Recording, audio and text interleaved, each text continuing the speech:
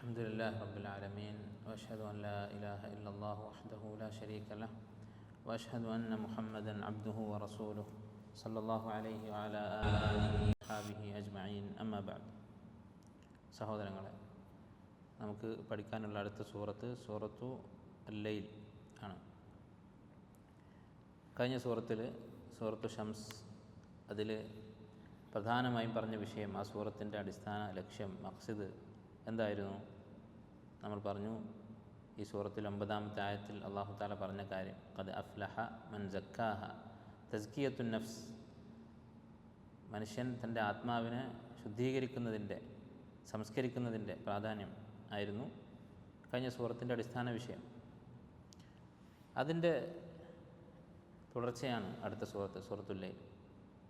ഈ വിഷയത്തിൽ തസ്കിയത്തുൻ നഫ്സിൻ്റെ കാര്യത്തിൽ, ആത്മാവിന് തസ്കിയത്ത് കൊടുക്കുന്ന കാര്യത്തിൽ, അതിനെ സംസ്കരിക്കുന്ന, ശുദ്ധീകരിക്കുന്ന കാര്യത്തിൽ മനുഷ്യർ പല നിലവാരത്തിലായിരിക്കും, പല ദർജയിലായിരിക്കും. അതാണ് ഈ സൂറത്തിൽ അല്ലാഹു തആല പറയുന്ന പ്രധാനപ്പെട്ട വിഷയം. അപ്പോൾ തസ്കിയത്തുൻ നഫ്സ് എന്ന് പറയുന്ന കാര്യത്തിലുള്ള ആളുകളുടെ വ്യത്യാസങ്ങൾ, ഏറ്റക്കുറച്ചിലുകൾ, അതിലേറ്റവും ഉയർന്ന സ്ഥാനത്തെത്താൻ വേണ്ടി ശ്രമിക്കാനുള്ള പ്രോത്സാഹനം, അതാണ് സൂറത്തുൽ ലൈലിൻ്റെ മഖ്സിദ് എന്ന് പറയുന്നത്, അടിസ്ഥാന ലക്ഷ്യമെന്ന് പറയുന്നത്. ഈ സൂറത്തിൽ അല്ലാഹു തആല മുമ്പ് നമ്മൾ പല സൂറത്തുകളും കണ്ടതുപോലെ പല സൃഷ്ടികളെയും എടുത്തു പറഞ്ഞുകൊണ്ട് സത്യം ചെയ്യുകയാണ്. വല്ലൈലി ഇദാ യഗ്ഷ വന്നഹാരി ഇദാ തജല്ല വമാ ഖലഖ അദ്ദക്കറ വൽ ഉൻസ. ഇത്രയുമാണ് അള്ളാഹുവിൻ്റെ ഖസം, സത്യം ചെയ്യൽ. ഇപ്പം എന്തിനൊക്കെയാണ് അല്ലാഹു തആല പരാമർശിച്ചിരിക്കുന്നത് സത്യം ചെയ്യാൻ വേണ്ടി? ഒന്നാമത്തേത് രാത്രി, വല്ലൈലി ഇദാ യഗ്ഷ. ഗശിയ എന്ന് പറഞ്ഞാൽ മൂടിപ്പുതഞ്ഞു എന്നൊക്കെയാണ് അർത്ഥം. അപ്പോൾ രാത്രിയാണ് സത്യം, ഇദാ യഗ്ഷ, അത് മൂടിപ്പൊതിയുമ്പോൾ, അഥവാ എല്ലാ വസ്തുക്കളെയും തൻ്റെ ഇരുട്ട് കൊണ്ട് ആവരണം ചെയ്യുകയാണ് രാത്രി. ആ ഇരുട്ട് എല്ലാത്തിനെയും ബാധിക്കുകയാണ്. അങ്ങനെയുള്ള രാത്രിയാണ് സത്യം. വൻ നഹാരി ഇദാ തജല്ല, പ്രകാശിച്ച് പ്രകടമായി നിൽക്കുന്ന പകലാണ് സത്യം. അപ്പോൾ രാത്രിയെയും പകലിനെയും കൊണ്ട് സത്യം ചെയ്തു. എന്താണ് അതിൻ്റെ ഒരു പ്രസക്തി? നമ്മൾ പറഞ്ഞു, ഈ സൂറത്തിൻ്റെ ലക്ഷ്യം ഇൻഷാ അല്ലാഹ് അടുത്ത ആയത്തിൽ വരുന്നുണ്ട്. മനുഷ്യർ പല തരക്കാരാണ്. തങ്ങളുടെ സ്വന്തത്തെ ശുദ്ധീകരിക്കുകയും സംസ്കരിക്കുകയും നന്നാക്കുകയും ചെയ്യുന്ന കാര്യത്തിൽ ആളുകൾ പല നിലവാരത്തിലാണ്. അപ്പോൾ മനുഷ്യരുടെ ഈ അവസ്ഥയിലുള്ള വ്യത്യാസങ്ങൾ, ആത്മീയമായ നിലവാരത്തിലുള്ള ഏറ്റക്കുറച്ചിലുകൾ, അതാണ് സൂറത്തിൻ്റെ പ്രമേയം, അടിസ്ഥാന വിഷയം. അതുമായി ഈ സത്യം ചെയ്യുന്ന വസ്തുക്കൾക്ക്, സൃഷ്ടികൾക്ക് ബന്ധമുണ്ട്. അതെന്താണ്? പരസ്പര വിരുദ്ധമായ സൃഷ്ടികളെയാണ് അല്ലാഹു തആല ഇവിടെ പരാമർശിക്കുന്നത്. രാത്രി, അതിൻ്റെ നേരെ വിപരീതമാണ് പകൽ. അപ്പോൾ രാത്രിയും പകലും തമ്മിൽ എത്ര വ്യത്യാസമുണ്ട്. രാത്രി ആയാൽ നമുക്ക് തോന്നും, ഒരു പക്ഷേ ഇനി നമ്മളൊന്നും കാണാൻ പോകുന്നില്ല, ശരിക്കും ഇരുട്ട് പിടിച്ച രാത്രി, വെളിച്ചം തീരെയില്ലാത്ത സന്ദർഭങ്ങളിൽ ഇനിയൊരു പകൽ വരുമോ എന്ന് നമുക്ക് സംശയം തോന്നിപ്പോകും. ഇരുട്ടിൻ്റെ കൂരാക്കൂരി ഇരുട്ട് കാണുന്ന സമയത്ത്. അതുപോലെ പകൽ വെളിച്ചം പൂർണ്ണമായും പ്രകാശിച്ച് നിൽക്കുന്ന സമയത്ത് ഇതേ സ്ഥലത്താണോ രാത്രിയായപ്പോൾ ഇന്നലെ ഞാൻ പേടിച്ച് നിന്നത് എന്ന് നമുക്ക് തോന്നിപ്പോകും. അപ്പം അങ്ങനെ പരസ്പരം നേരെ വിപരീതമായിട്ടുള്ള അവസ്ഥകളാണ് രാത്രിയും പകലും. അതുപോലെ വ്യത്യാസമുണ്ടാകും മനുഷ്യരുടെ ആത്മീയമായ അവസ്ഥയിൽ. അല്ല, ചില ആളുകൾ കാഫിറായിരിക്കും, അവന് പരലോകത്തെക്കുറിച്ച് യാതൊരു ബോധവുമില്ല, അള്ളാഹുവിൽ വിശ്വാസമില്ല. അങ്ങനെയുള്ള ആളുകൾ, മുശ്രിക്കുകൾ. അതുപോലെ തന്നെ അള്ളാഹുവിൽ വിശ്വസിക്കുന്ന, പരലോകത്തിൽ വിശ്വസിക്കുന്ന മുസ്ലിമീങ്ങളുടെ കൂട്ടത്തിൽ തന്നെ മാസിയത്തുകൾ ചെയ്യുന്ന ഫാസിക്കുകളായ ആളുകൾ, ബിദ്അത്തുകൾ ചെയ്യുന്ന ആളുകൾ, എന്നാൽ ഇതൊന്നുമില്ലാത്ത അള്ളാഹുവിനനുസരിച്ച് ജീവിക്കുന്ന ആളുകൾ. ഇങ്ങനെ പല പല അവസ്ഥയിലാണ് മനുഷ്യരുള്ളത്. വമാ ഖലഖ അദ്ദക്കറ വൽ ഉൻസ. അതുപോലെ അള്ളാഹു സത്യം ചെയ്ത് പറയുന്ന മറ്റൊരു സൃഷ്ടിയാണ്, മറ്റൊരു മഖ്ലൂക്കാണ് സ്ത്രീ പുരുഷന്മാർ. വമാ ഖലഖ അദ്ദക്കറ വൽ ഉൻസ, സ്ത്രീ പുരുഷന്മാരെ സൃഷ്ടിച്ചത് തന്നെയാണ് സത്യം. അപ്പോൾ പരസ്പരം വളരെയധികം വ്യത്യാസമുള്ള രണ്ട് വിഭാഗങ്ങളാണ് സ്ത്രീ പുരുഷന്മാരെന്ന് പറയുന്നത്. അതുകൊണ്ടാണ് രാത്രിയും പകലും എന്ന് പറഞ്ഞിട്ട് അതിന് ശേഷം വമാ ഖലഖ അദ്ദക്കറ വൽ ഉൻസ എന്ന് പറയുന്നത്. അത് അല്ലാഹു സുബ്ഹാനഹു വ തആല വിശുദ്ധ ഖുർആൻ പല സ്ഥലത്തും പറഞ്ഞിട്ടൊരു കാര്യമാണ്. വലൈസ ദക്കറു കൽ ഉൻസ, പുരുഷൻ സ്ത്രീയെ പോലെയല്ല. അപ്പോൾ സ്ത്രീ പുരുഷന്മാർ തമ്മിൽ വ്യത്യാസമുണ്ട്. സ്ത്രീ പുരുഷന്മാർ തമ്മിൽ വ്യത്യാസമുണ്ട് എന്നത് പ്രത്യേകിച്ച് പറയേണ്ട കാര്യമുണ്ടോ? കണ്ണ് തുറന്ന് നോക്കിയാൽ കാണാവുന്ന കാര്യമാണ്. അപ്പോൾ അവിടെ ഉദ്ദേശിക്കുന്നത് കണ്ണ് തുറന്ന് നോക്കിയാൽ നമ്മൾ കാണുന്ന വ്യത്യാസം മാത്രമല്ല, സ്ത്രീ പുരുഷന്മാരുടെ ഉത്തരവാദിത്വത്തിൻ്റെ കാര്യത്തിൽ, അവരുടെ പ്രവർത്തന മേഖലയുടെ കാര്യത്തിൽ, അതുപോലെ അവരുടെ ബാഹ്യവും ആന്തരികവുമായ വിശേഷണങ്ങളുടെ കാര്യത്തിലൊക്കെ വളരെ വലിയ വ്യത്യാസങ്ങളുണ്ട്. ആ വ്യത്യാസം മനസ്സിലാക്കി അതിനനുസരിച്ച് പ്രവർത്തിച്ചാൽ അവർക്ക് അവരുടെ ജീവിതത്തിൽ സമാധാനം ഉണ്ടാകും, സ്ത്രീക്കായാലും പുരുഷനായാലും. അല്ല, ഒരു പുരുഷൻ എന്നുള്ള നിലക്ക് എൻ്റെ പ്രത്യേകതകൾ എന്തൊക്കെയാണ്, ഉത്തരവാദിത്തങ്ങൾ എന്തൊക്കെയാണ്, കഴിവുകൾ എന്തൊക്കെയാണ്, കുറവുകൾ എന്തൊക്കെയാണ് എന്ന് മനസ്സിലാക്കുക, അതനുസരിച്ച് ജീവിക്കുക. അതുപോലെ സ്ത്രീകൾ, ഒരു സ്ത്രീ എന്നുള്ള നിലക്ക് തൻ്റെ പ്രത്യേകതകൾ എന്തൊക്കെയാണ്, ഉത്തരവാദിത്തങ്ങൾ എന്തൊക്കെയാണ് മനസ്സിലാക്കുക, അത് അനുസരിക്കുക. അങ്ങനെ ചെയ്താൽ ഈ രണ്ട് വിഭാഗങ്ങൾക്കും അവരുടെ ജീവിതം സന്തോഷവും സമാധാനവും ഉണ്ടാകും. അല്ല, ഇസ്ലാമിൽ സ്ത്രീ പുരുഷന്മാർക്കിടയിൽ ധാരാളം വ്യത്യാസങ്ങൾ പഠിപ്പിച്ചിട്ടുണ്ട്. ചില ആളുകൾ ഫിഖിൻ്റെ മസലകൾ, ഫിഖിൻ്റെ കിതാബുകളിൽ സ്ത്രീയും പുരുഷനും തമ്മിൽ വ്യത്യാസം പറയുന്ന കാര്യങ്ങൾ പഠനം നടത്തിയിട്ട് 100ഓളം മസലകൾ സ്ത്രീ പുരുഷന്മാർക്കിടയിൽ വേർതിരിവ് കൽപ്പിച്ചിട്ടുള്ളതായിട്ട് കണ്ടെത്തിയിട്ടുണ്ട്, അങ്ങനെ ശേഖരിച്ചിട്ടുണ്ട്. ധാരാളം വിഷയങ്ങൾ കാണാൻ വ്യത്യാസം. അത് മനസ്സിലാക്കിയാൽ പല പ്രശ്നങ്ങളും അതോടുകൂടി തീരും. അല്ല, ഇത് മനസ്സിലാക്കാത്തത് കൊണ്ടാണ് പ്രശ്നങ്ങൾ ഉണ്ടാകുന്നത്. പുരുഷൻ സ്ത്രീയുടെ മേൽ അധികാരമുള്ളവനാണ് എന്നാണ് ഇസ്ലാം പഠിപ്പിക്കുന്നത്. അർ-റിജാലു ഖവ്വാമൂന അലൻ-നിസ, സ്ത്രീകളുടെ കാര്യത്തിൽ അധികാരവും ഉത്തരവാദിത്വമുള്ളവരാണ് പുരുഷന്മാർ. ഇത് മനസ്സിലാക്കിയാൽ, സ്ത്രീയും പുരുഷനും ഇത് മനസ്സിലാക്കിയാൽ, സ്ത്രീകൾ പുരുഷന്മാരെ ബഹുമാനിക്കും, പുരുഷന്മാർ സ്ത്രീകളോട് കരുണയും കാണിക്കും, അവരുടെ കാര്യത്തിൽ ഉത്തരവാദിത്വ ബോധമുണ്ടാകും. രണ്ടുപേരും തുല്യരാണ് എന്ന് ചിന്തിച്ചാൽ, അല്ലെങ്കിൽ തുല്യരാണ് എന്ന് തുറന്നു പറഞ്ഞിട്ടില്ലെങ്കിലും ഏറെക്കുറെ അങ്ങനെയാണ് എന്നുള്ള ഒരു ധാരണയിലാണ് അധികം ആളുകളും ജീവിക്കുന്നത്. അങ്ങനെ ആരെന്താ സംഭവിക്കുക? അതിൻ്റെ നഷ്ടം സ്ത്രീകൾക്കാണ്. അല്ലേ? നമ്മൾ ഒരു ഉദാഹരണം മനസ്സിലാക്കിയാൽ മതി. ഇപ്പോൾ ഇന്ന് അധ്യാപകരും വിദ്യാർത്ഥികളും, അല്ലെങ്കിൽ മാതാപിതാക്കളും മക്കളും തമ്മിലുള്ള ബന്ധം നോക്കിയാൽ മതി. പണ്ടുണ്ടായിരുന്നതും ഇപ്പോഴുണ്ടായിരുന്നതും ആയിട്ടുള്ള ബന്ധം. പണ്ടും പല പ്രശ്നങ്ങളുണ്ടായിരുന്നു, മാതാപിതാക്കളും മക്കളും തമ്മിൽ പ്രശ്നങ്ങളുണ്ടായിരുന്നു. പക്ഷെ പണ്ടില്ലാത്തൊരു പ്രശ്നം ഇന്നുണ്ടായിട്ടുണ്ട്. അതെന്താണ്? മാതാപിതാക്കൾക്ക് യാതൊരു അധികാരവുമില്ല മക്കളുടെ മേൽ എന്നാണ് വിശ്വസിക്കുന്നത്. അതുകൊണ്ട് പണ്ടും ചില മാതാപിതാക്കൾ മക്കളോട് ക്രൂരമായി പെരുമാറിയിരുന്നത് കൊണ്ട് ഉള്ള പ്രശ്നങ്ങളായിരുന്നു പണ്ടുണ്ടായിരുന്നത്. പക്ഷേ ഇന്ന് മാതാപിതാക്കൾക്ക് യാതൊരു അധികാരവുമില്ല എന്ന ഒരു ധാരണ, അല്ലെങ്കിൽ അധ്യാപകർക്ക് വിദ്യാർത്ഥികളെ തിരുത്താനും ശാസിക്കാനും സംസാരം കൊണ്ട്, വാക്കുകൾ കൊണ്ട് പോലും ശാസിക്കാനുള്ള, ശിക്ഷിക്കാനുള്ള അധികാരമില്ല എന്ന അവസ്ഥ വന്നപ്പോൾ പണ്ടത്തെക്കാളും പ്രശ്നമാണിപ്പോൾ. കാരണം എന്താ? അധ്യാപകന് യാതൊരു അധികാരമില്ല എന്ന് വരുമ്പോൾ അധ്യാപകൻ എന്ത് ചെയ്യും? ഒരു ഗുണകാംക്ഷയും മക്കളോട് കാണിക്കുകയില്ല.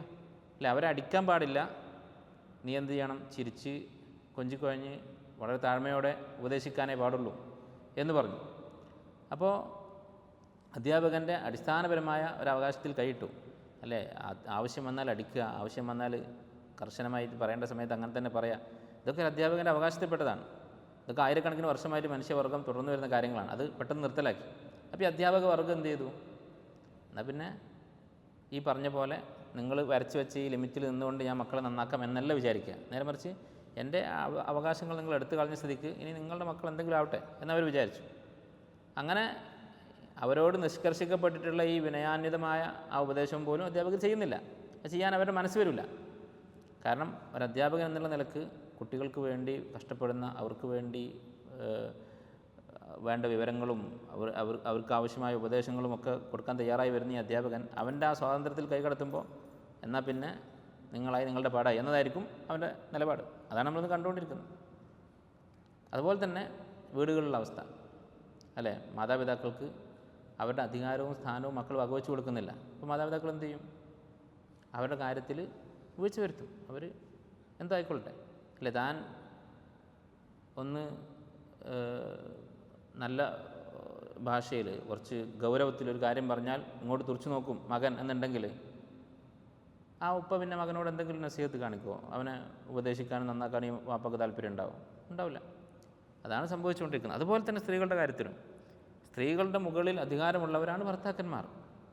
അർ-റിജാലു ഖവ്വാമൂന അലൻ-നിസാ, അല്ലേ? സൂറത്ത് തഹ്രീമിൽ നബിമാരെ കുറിച്ച് പറഞ്ഞപ്പോൾ എന്താ പറഞ്ഞത്? കാനത തഹ്ത അബ്ദൈനി മിൻ ഇബാദിന സാലിഹൈൻ ളറബല്ലാഹു മസലൻ ലില്ലദീന കഫറു. കാഫിറുകൾക്ക് അള്ളാഹു ഉപമ പറയുന്നു. ഇമ്രഅത നൂഹിൻ ഇമ്രഅത ലൂത്ത്, ലൂത്ത് അലൈഹി ഇസ്ലാമിൻ്റെയും നൂഹ് അലൈഹി ഇസ്ലാമിൻ്റെയും ഭാര്യമാരെ ഒരു ഉപമയായി പറയുന്നു.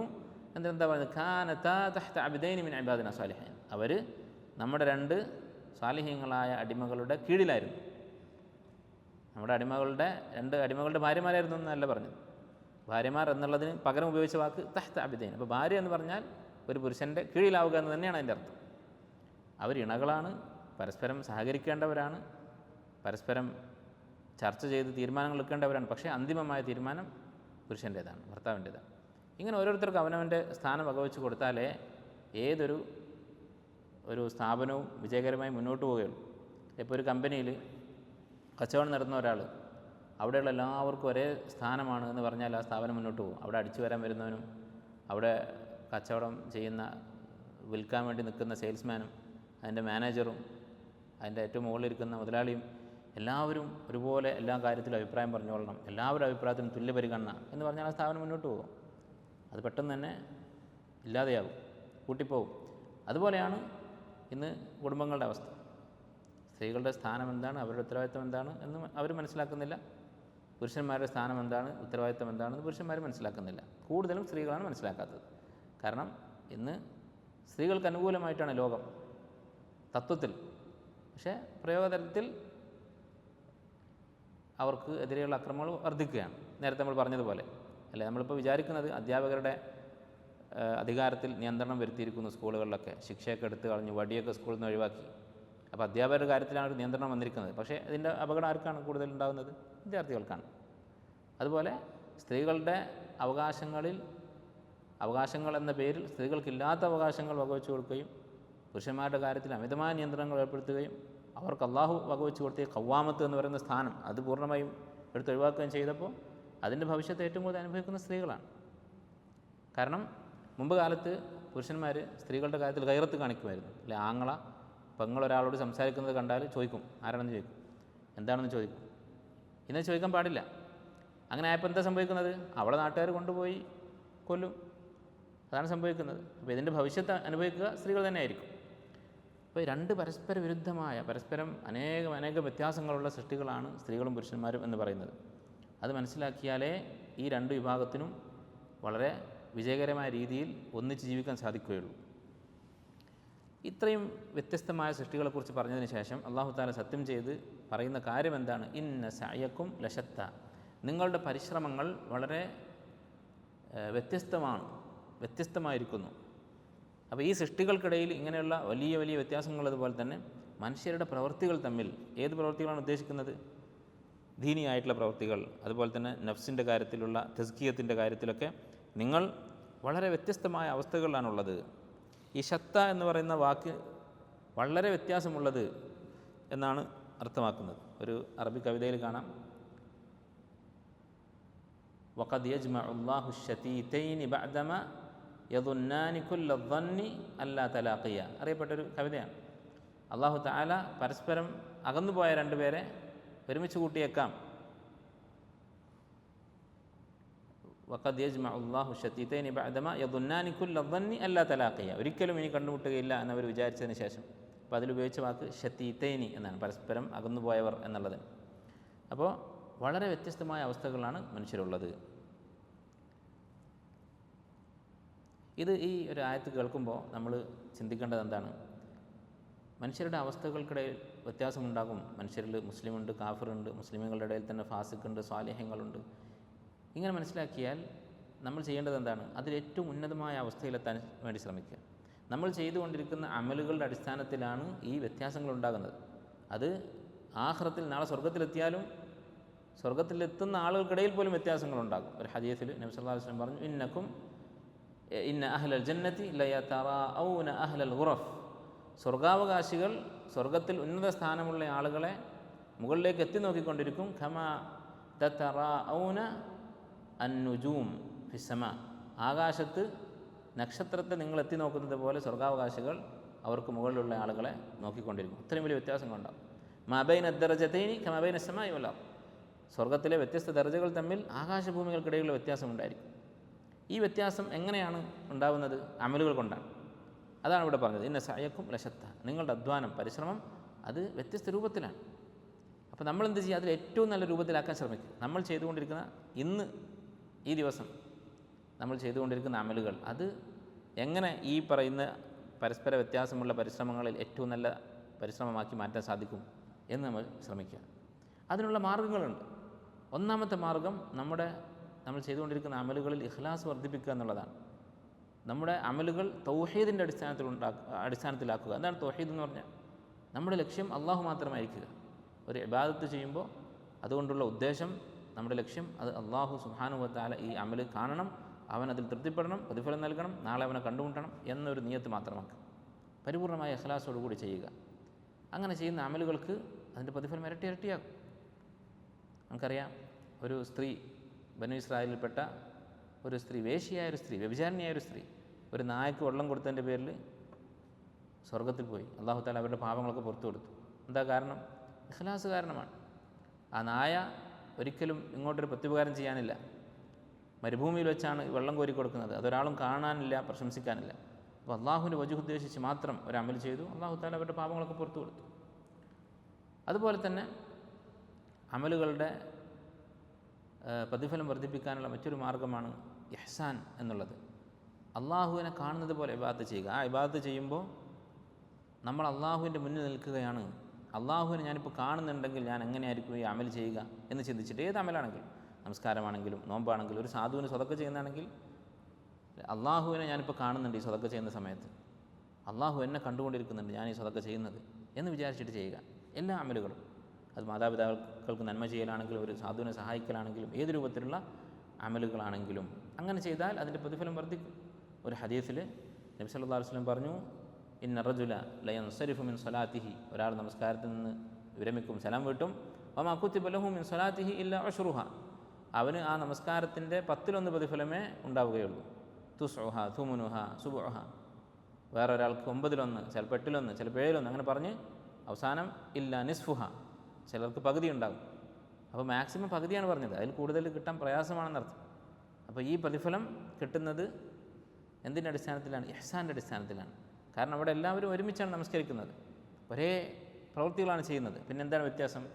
അൻ തഅബുദല്ലാഹ കഅന്നക തറാഹു, അള്ളാഹുവിനെ കാണുന്നു എന്നതുപോലെ, അള്ളാഹുവിനെ കാണുന്ന ആ ഒരു അത്രയും ആത്മാർത്ഥതയോടുകൂടി, അത്രയും അള്ളാഹുവിനെക്കുറിച്ച് ഓർത്തുകൊണ്ട് അമൽ ചെയ്യുക. അതുപോലെ തന്നെ മറ്റുള്ളവർക്ക് ഉപകാരമുള്ള അമലുകൾ, അന്നഫ്ഉൽ മുതഅദ്ദി, അല്ലെ, മറ്റുള്ളവർക്ക് കൂടി ഉപകാരമുള്ള അമലുകൾക്ക് പ്രതിഫലം കൂടും. ചില സമയത്ത് മറ്റുള്ള ചില അമലുകളെക്കാൾ, നമ്മൾ പ്രതീക്ഷിക്കുന്നതിനേക്കാൾ വലിയ പ്രതിഫലം ഒരു മനുഷ്യന് ഉപകാരമുണ്ടായി എന്നതിൻ്റെ പേരിൽ നമ്മൾ ചെയ്യുന്ന അമലുകൾക്ക് കിട്ടും. ഒരു ഹദീസിൽ കാണാം, നബി സല്ലല്ലാഹു അലൈഹി വസല്ലം സ്വഹാബത്തും കൂടി യാത്രയിലായിരുന്നു. അപ്പോൾ ചിലർ നോമ്പ് മുറിച്ചു, കുറേ ആൾക്കാർ നോമ്പ് തുടർന്നു. അപ്പോൾ നോമ്പ് മുറിച്ച ആളുകൾ, നോമ്പ് നോറ്റ ആളുകൾക്ക് വേണ്ട ഖിദ്മത്തൊക്കെ ചെയ്യാൻ തുടങ്ങി, അവർക്ക് വേണ്ട സഹായങ്ങൾ ചെയ്തു കൊടുക്കാൻ തുടങ്ങി. നബി സല്ലല്ലാഹു അലൈഹി വസല്ലം പറഞ്ഞു, ദഹബൽ മുഫ്തിറൂന ബിൽ അജ്ർ, ഇന്ന് പ്രതിഫലം നോമ്പ് മുറിച്ചവർക്കാണ്, അവരാണ് ഇന്ന് കൂടുതൽ പ്രതിഫലം നേടുക എന്ന് പറയുകയുണ്ടായി. അതുപോലെ തന്നെ നമ്മൾ ചെയ്യുന്ന അമലുകൾ അത് സുന്നത്തിൻ്റെ അടിസ്ഥാനത്തിൽ ആക്കാൻ വേണ്ടി ശ്രമിക്കുക. ഏതൊരു അമലാണെങ്കിലും എത്രമാത്രം സുന്നത്ത് പിന്തുടരുന്നുണ്ടോ, നബി സല്ലല്ലാഹു അലൈഹി വസല്ലം പഠിപ്പിച്ചതുപോലെ ചെയ്യുന്നുണ്ടോ, അതിനനുസരിച്ച് പ്രതിഫലം ഉണ്ടാകും. അപ്പോൾ നമസ്കാരം, നമ്മൾ ഏതായാലും നമസ്കരിക്കുകയാണ്, അപ്പോൾ നമസ്കാരത്തിൻ്റെ സുന്നത്തുകൾ പാലിക്കുക. തക്ബീറത്തുൽ ഇഹ്റാമിൻ്റെ സമയത്ത് കൈ ഉയർത്തുക, അത് സുന്നത്താണ്. അല്ലെ, കൈ എവിടെ വരെ ഉയർത്തണം? തോൾ വരെ, അല്ലെങ്കിൽ ചെവി വരെ. അതിൽ താഴെ കൈ ഉയർത്തിയാൽ അതിനെ റഫ്ഉൽ യദൈൻ എന്ന് പറയുകയില്ല. കൈ ഉയർത്തുക എന്നുള്ള സുന്നത്തിൽ അത് പെടുകയില്ല. കുറേ ആൾക്കാർ കൈ ഇങ്ങനെ ആയിരിക്കും വെക്കുന്നത്, നെഞ്ച് വരെ, അല്ലെങ്കിൽ അതിലും താഴെ വയറ് വരെ. അത് കൈ ഉയർത്തലല്ല. അങ്ങനെ ചെയ്യുന്നതും നേരെ കൈയെടുത്ത് നെഞ്ചത്ത് വെക്കുന്നതും ഒരുപോലെയാണ്. ആ സുന്നത്ത് അവിടെ കൈ ഉയർത്തുക എന്നുള്ള സുന്നത്ത് കിട്ടുകയില്ല. അപ്പോൾ ഇങ്ങനെ എന്തൊക്കെ സുന്നത്തുകളുണ്ടോ നമസ്കാരത്തിൽ, ഏതായാലും നമസ്കരിക്കുകയാണ്, പ്രത്യേകിച്ച് സമയമൊന്നും കൂടുതൽ ചിലവഴിക്കേണ്ടതില്ല, പ്രത്യേകിച്ച് ഒന്നും കഷ്ടപ്പെടാനില്ല, പഠിച്ചാൽ മതി എന്തൊക്കെയാണ് നമസ്കാരത്തിലെ സുന്നത്തുകളെന്ന് പഠിക്കുക, അതുപോലെ പാലിച്ചുകൊണ്ട് നമസ്കരിക്കുക. മറ്റ് ഏത് അമലാണെങ്കിലും, ഏതൊരു ഇബാദത്താണെങ്കിലും അത് സുന്നത്തിൻ്റെ അടിസ്ഥാനത്തിൽ ചെയ്താൽ അതിൻ്റെ പ്രതിഫലം വർദ്ധിക്കും. അതുപോലെ തന്നെ അമലുകളുടെ പ്രതിഫലം വർദ്ധിക്കാനുള്ള മറ്റൊരു മാർഗമാണ് ആ അമൽ ചെയ്യാൻ ധൃതി കാണിക്കുക, നേരത്തെ പോയി അത് ചെയ്യുക, അതിൻ്റെ സമയമായാൽ വൈകിപ്പിക്കാതിരിക്കുക. ഒരു ഹദീസിൽ നബി സ്വല്ലല്ലാഹു അലൈഹി വസല്ലം പറഞ്ഞു, ലോ യഅലമൂന മാ ഫി തഹ്ജീർ ലസ്തബഖു അലൈഹി. നമസ്കാരത്തിന് നേരത്തെ പുറപ്പെടുന്നത്, തഹ്ജീർ എന്ന് പറഞ്ഞാൽ പ്രത്യേകിച്ച് ളുഹർ നമസ്കാരത്തിന് നേരത്തെ പുറപ്പെടുന്നതിലുള്ള പ്രതിഫലം അവർ മനസ്സിലാക്കിയിരുന്നെങ്കിൽ, അറിഞ്ഞിരുന്നെങ്കിൽ ലസ്തബഖു അലൈഹി, അവരതിനു വേണ്ടി മത്സരിക്കുമായിരുന്നു. ആരാണ് ആദ്യം എത്തുക എന്ന് മത്സരിക്കുമായിരുന്നു. അല്ലെ, വെള്ളിയാഴ്ചയൊക്കെ ജുമാക്കൊക്കെ നേരത്തെ പുറപ്പെടാം. നേരത്തെ പുറപ്പെടുക എന്നാണ് സലഫുകളുടെ കാലത്ത് അവർ ചെയ്തിരുന്നത് കണ്ടാൽ അത്ഭുതപ്പെടും. ഫജ്ർ കഴിഞ്ഞ് നേരെ വീട്ടിൽ പോയി ജുമാക്ക് പള്ളിയിൽ പോകും, കുളിച്ച് മാറ്റി പള്ളിയിലേക്ക് പോകും. അതുപോലെ തന്നെ ഇഷ്റാഖിൻ്റെ ആ സമയം കഴിഞ്ഞാൽ പുറപ്പെടുന്ന ആളുകളുണ്ടായിരുന്നു. അപ്പോൾ ഇങ്ങനെയായിരുന്നു മുൻഗാമികൾ ചെയ്തിരുന്നത്. ജുമാക്ക്, അതുപോലെ തന്നെ മറ്റുള്ള വക്തുകൾക്ക് ബാങ്ക് കൊടുക്കുന്ന സമയത്ത് പള്ളിയിലെത്തുക, ഇഖാമത്തിന് മുമ്പ് എന്തായാലും എത്തുക, ഒന്നാമത്തെ തക്ബീർ കിട്ടാൻ വേണ്ടിയിട്ട് ശ്രമിക്കുക, മത്സരിക്കുക. ഇങ്ങനെ ഏതൊരു അമലാണെങ്കിലും അത് ഏറ്റവും നമുക്ക് സാധിക്കുന്ന സമയത്ത്, അതിൻ്റെ ഒന്നാമത്തെ സമയത്ത് തന്നെ, ആദ്യ സമയത്ത് തന്നെ ചെയ്യാൻ വേണ്ടി പരിശ്രമിക്കുക. അതുപോലെ അമലുകളുടെ കസറത്ത്, ധാരാളം അമലുകൾ ചെയ്യുക എന്നുള്ളതും ആവശ്യം തന്നെയാണ്. ഈ പറഞ്ഞ കാര്യങ്ങളൊക്കെ അത് ഉള്ളതുപോലെ തന്നെ ഇഖ്ലാസ് വേണം, ഇഹ്സാൻ വേണം, സുന്നത്ത് പഠിക്കണം, മനസ്സിലാക്കി അത് അനുസരിച്ച് ചെയ്യണം. അതോടൊപ്പം തന്നെ അമലുകളുടെ അളവ് കൂട്ടുന്നതും പ്രധാനം തന്നെയാണ്. ഇതൊക്കെ പറയുന്നതുകൊണ്ട് അമലുകൾ എത്ര ചെയ്തു എന്നുള്ളതല്ല, ഇങ്ങനെയുള്ള ഗുണങ്ങൾ അതിലുണ്ടോ എന്നുള്ളതാണ് കാര്യം എന്നത് മനസ്സിൽ കരുതി അമലുകളുടെ അളവ് കുറക്കുക എന്നല്ല. ഒരു സംഭവം സഹാബത്തിൻ്റെ കാലത്തുണ്ടായത് നിങ്ങൾ കേട്ടിരിക്കും. ഒരു സഹാബി, അദ്ദേഹം ഒരു യുദ്ധത്തിൽ ഷഹീദായി. അദ്ദേഹത്തിൻ്റെ സഹോദരൻ ഒരു വർഷം കഴിഞ്ഞിട്ടാണ് മരിക്കുന്നത്. ത്വൽഹത്ത് ബിൻ ഉബൈദില്ലാ റളിയല്ലാഹു അൻഹു എന്ന സഹാബി, അദ്ദേഹം സ്വപ്നം കണ്ടു ഈ രണ്ട് സഹോദരങ്ങളെ. അതിലൊരാൾക്ക് സ്വർഗത്തിൽ കൂടുതൽ പദവി കിട്ടിയിട്ടുണ്ട്. ഈ ഷഹീദായ ആളെക്കാളും ഉയർന്ന പദവിയാണ് മറ്റേ ആൾക്ക്, അടുത്ത വർഷം മരിച്ച അദ്ദേഹത്തിൻ്റെ സഹോദരൻ. നബി സല്ലല്ലാഹു അലൈഹി വസല്ലമയോട് വിവരം വന്ന് പറഞ്ഞപ്പോൾ നബി സല്ലല്ലാഹു അലൈഹി വസല്ലം പറഞ്ഞത് എന്താണ്? അദ്ദേഹം ഒരു വർഷം കൂടി ജീവിച്ചിരുന്നില്ലേ, ആ ഒരു വർഷത്തിൽ അദ്ദേഹം നോമ്പ് നോറ്റില്ലേ, ഒരു റമദാൻ കൂടി അദ്ദേഹത്തിന് കിട്ടിയില്ലേ എന്ന് പറഞ്ഞു. അപ്പോൾ അമലുകളുടെ എണ്ണം അളവും കൂടുന്നതനുസരിച്ച് അതും ആവശ്യം തന്നെയാണ്, അതിനും നമ്മൾ പരിശ്രമിക്കേണ്ടതുണ്ട്. അതുപോലെ തന്നെ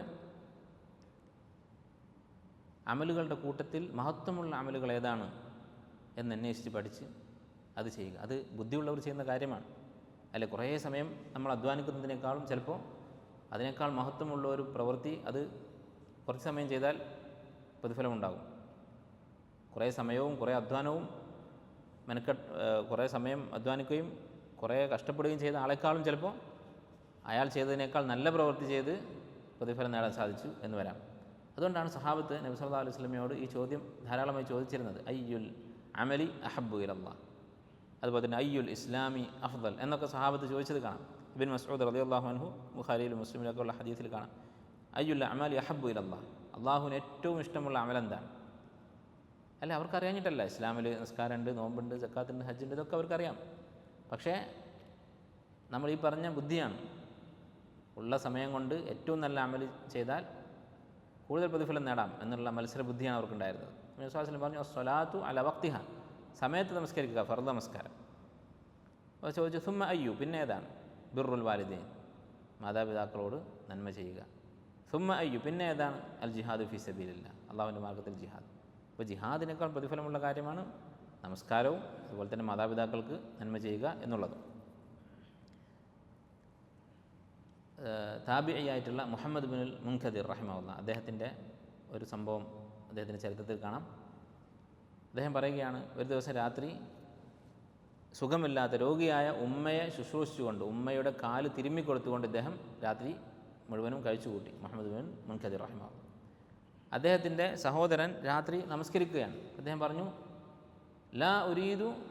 ലാ ഉഹിബ്ബു അൻ തകൂന ലൈലതി ബിലൈലതിഹി, എൻ്റെ ഈ രാത്രി, ഞാൻ ഇന്ന് രാത്രി ചെയ്ത ഈ അമൽ, അതിന് പകരം അവൻ ചെയ്ത അമൽ തരാമെന്ന് പറഞ്ഞാൽ ഞാൻ സ്വീകരിക്കുകയില്ല, എനിക്ക് അത് താല്പര്യമില്ല. അഥവാ ഈ ഉമ്മാൻ്റെ കാല് തിരുമ്മി കൊടുക്കുക എന്നുള്ളത് ചെറിയ അധ്വാനമുള്ള കാര്യമാണ് നമസ്കരിക്കുന്നതിനെ അപേക്ഷിച്ച്. പക്ഷേ ആ നമസ്കരിച്ചതിൻ്റെ പ്രതിഫലം എനിക്ക് തരാം, ഈ പ്രതിഫലം അവന് കൊടുക്കുക എന്ന് പറഞ്ഞാൽ ഞാനത് സ്വീകരിക്കുകയില്ല. കാരണം എന്താണ്? അത് വെറുതെ ഒരു വികാരത്തിൻ്റെ പുറത്ത് പറയുന്നതല്ല, ഈ ഹദീസാണ് കാരണം. അയ്യുൽ അമലി അഹബ്ബു ഇലല്ലാഹ്, അതിൽ നമസ്കാരം ഫർദ് നമസ്കാരമാണ്. അത് കഴിഞ്ഞിട്ട് പിന്നെ ബിർറുൽ വാലിദൈനാണ്. അതിന് ശേഷം ജിഹാദൊക്കെ കഴിഞ്ഞ് എവിടെയാണ് ഖിയാമുൽ ലൈൽ വരിക? കുറേ താഴെയായിരിക്കും. അപ്പോൾ അതിനേക്കാളും പ്രധാനം മാതാപിതാക്കൾക്ക് നന്മ ചെയ്യുക എന്നുള്ളതാണ്.